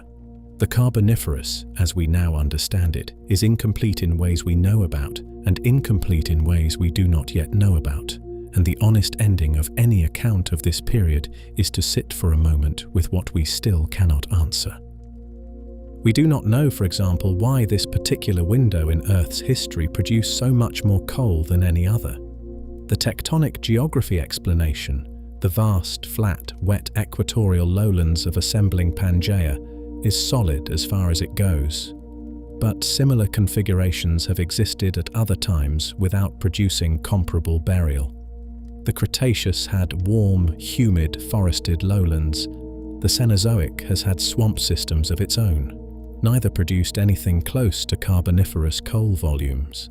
Some combination of the plants, the climate, the continental geometry, and the feedback between them was doing something specific here, and the specific ingredients of that combination are still being worked out. We do not know whether the Snowy Plains trackway, which I spent an entire hour taking seriously, will hold up over the next decade of additional work. It probably will. The reading of the tracks is careful, the dating is solid, the convergence with the Polish finding is suggestive. But extraordinary claims are properly subjected to extraordinary scrutiny, and some of that scrutiny is still in progress. If a body fossil matching the trackway's predictions turns up in Gondwanan rocks of the right age, the case will be essentially settled. If no such fossil appears in the next 15 or 20 years, some doubt will begin to accumulate. For now, the finding stands, provisionally, on what it has. We do not know with much precision how high the Carboniferous oxygen actually climbed. The models give a range, somewhere between 30 and 35%, with the best supported figures clustering in the lower 30s. But the proxies are indirect, and different modeling assumptions produce somewhat different peaks. A new proxy, or a refinement to an existing one, could shift the consensus up or down by several percent. The broad shape of the oxygen curve is secure. The exact height of the peak is not. We do not know for most of the Carboniferous arthropod lineages why they got so large, and later, why they did not stay that way. Arthropleura reached its maximum size before the oxygen peaked. Meganeura lingered into the Permian at reduced dimensions. The giant millipedes, the enormous dragonfly relatives, the various other outsized invertebrates of the period did not all follow the same schedule. Something broader than oxygen alone was at work, and while we have candidates, habitat openness, predator absence, long ecological stability, the slow reciprocity between body size and available niche space, we do not have a unified account. We do not know, and this may be the most interesting gap, how the amphibian-grade tetrapods of the coal forests actually lived in any fine-grained ecological sense. Their skeletons are well described. Their broad place in the ecosystem is understood. But the specific behaviors of these animals, how they hunted, how they cared for young, how they interacted with the amniotic lineages around them, are almost entirely inferred from what we can see today in their distant descendants, which is a limited guide for creatures separated from us by more than 300 million years of evolution. The Carboniferous forests were full of animals we can describe as objects. They are harder to describe as lives. And we do not know fundamentally what it felt like to be there. No fossil record can ever tell us that. The light through the lycopsid canopy on a humid morning, the sound of a meganeura passing overhead in a sky that had no birds, the smell of the peat at the edge of a flooded stand warming in the sun, the weight of an atmosphere with almost half again more oxygen than the air we are currently breathing. All of this we can model and describe and reconstruct in careful prose. But nobody has ever stood inside that forest, nobody ever will. And the one thing the record, for all its richness, cannot preserve is the experience of being alive inside the period it preserves. That is the weight the Carboniferous leaves us with. An enormous amount known and careful people still learning to read what is known more accurately.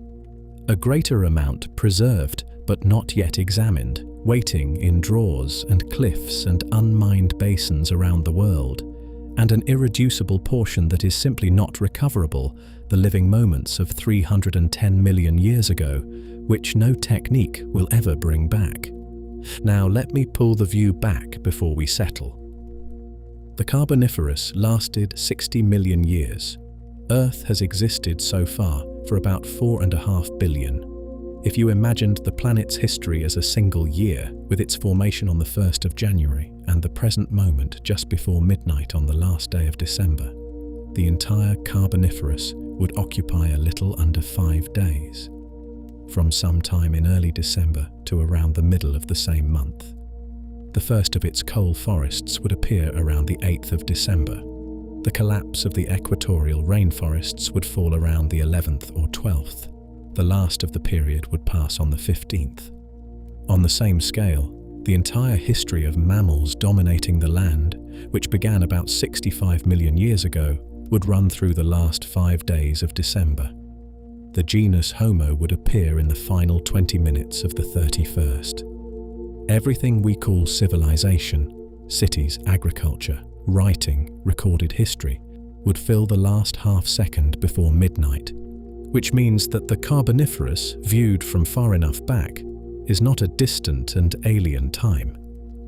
It is a recent episode. It is only slightly less recent than the dinosaurs, and only slightly more recent than the first appearance of complex multicellular life in the oceans. The vertebrate lineages that walked its swamps are the direct ancestors of every land animal alive today. The carbon its forests buried is still, at this moment, being returned to the atmosphere. The continents it assembled are still drifting outward from the position it left them in. The period is not over in the sense that its consequences are still actively shaping the planet. It is simply out of sight, and there is one more frame worth holding, even more distant than this. The Carboniferous was one period in the history of one planet, in the history of one star, in the history of one galaxy that contains several 100 billion other stars, in an observable universe that contains perhaps 2 trillion galaxies.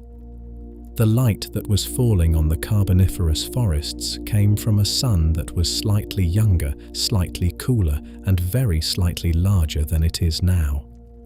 The same sun is still there, the same galaxy is still turning. The universe the Carboniferous forests grew in is essentially the universe we are breathing in tonight. We are not living in a different cosmos from the one they lived in. We are living in the same one, at a slightly later hour. I want to sit here for a moment. This is the longer, quieter stretch of the evening, and I want to use it well. There is a strange thing that happens when you think about the Carboniferous carefully for long enough. The categories of past and present start to fail a little. The seam in the Pittsburgh wall is 300 million years old, yes, but it is also there tonight in the present tense, resting against whatever is above and below it in the sequence of sedimentary rocks it has been part of for as long as anyone alive has been alive. The coal ball under the microscope is an event in deep time, but it is also an object on a bench in a laboratory that exists right now, that has a room number, that has a light switch.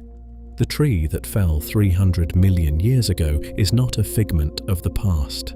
Some residue of that specific tree, some piece of its cellulose reduced to the densest possible carbon, is somewhere in the world at this moment, still carrying, however altered, the ghost of its anatomy. The past, viewed carefully, is not in the past. It is simply at the other end of a very long present. And the animals that walked the Carboniferous forests, the arthropod crossing its floodplain, the small amniote in its hollow stump, The lepidodendron standing in its swamp were not knowing what they were doing. They were not participating in a story. They did not experience themselves as early. They experienced themselves, if the word even applies, as complete. The Arthropleura was not a primitive arthropod. It was the current arthropod in its moment. The tree was not a precursor to modern plants. It was the tree, on that morning, doing what its specific life was doing. Each of them was fully what it was. None of them was waiting for anything to come after, which is the same, of course, for us. We are not, any of us alive tonight, a preamble to some later species that will look back on us the way we look back on the Carboniferous. We are the current thing in our moment, doing what our specific lives are doing. The people listening to this, in their rooms, in their beds, in their cars or trains on late journeys, are not early versions of something later. They are what they are on this evening, with the carboniferous carbon lighting the room and the carboniferous oxygen filling the lungs and the carboniferous lineage continuing through the bodies, holding the phones that are playing the voice that is speaking these words. There is something in that I find quietly steadying. The long past is not separate from us. We are inside it. We are the current paragraph of a text that has been running for 4.5 billion years, and the only part of that text we have any real access to is the sentence we are in. That is, I think, enough. The forest is quiet now. The tree that fell in the last hour has settled into the mud, and the mud has begun to close over it, and the process that will turn it into coal has begun. The Arthropleura has reached the edge of its floodplain and has paused, for reasons of its own, near a piece of fallen bark. The Meganeura has found a sunlit branch and has folded its wings. The small amniotic, still in its hollow stump, has not moved since morning. The light through the canopy is softening. Somewhere to the south, a glacier is advancing by a few centimeters. Somewhere inland, a stream is finding its way through a dry valley that would once have been a wetter one. Somewhere in the ocean that has not yet closed, a shoal of small fish is turning in unison, catching the late light. The planet is continuing to do what it does, as it does tonight, as it has done for every evening of its history. The hand on the wall, at the beginning of this, is still on the wall. The coal is still in the seam. The record is still readable, where it has been preserved, and the forest, in its 100 different basins, on its 3 different continents, in its thousands of stacked cyclothams, is still standing, in the sense that the stone still carries it, and the stone is still there, and will be there, for as long as the continents hold the position they are currently holding. That is more than long enough. Wherever you are tonight, in whatever room this has found you in, thank you for walking through this period with me. I noticed that you came, and I noticed that you stayed, and both of those things matter. There will be other walks through other parts of the Earth's long record, and I hope you will be there for them. For now, let the Carboniferous close, gently, the way its own afternoons closed, with the canopy quiet, and the water still, and the animals settled. The forest has been asleep for 300 million years. You are allowed to rest now too. Rest well.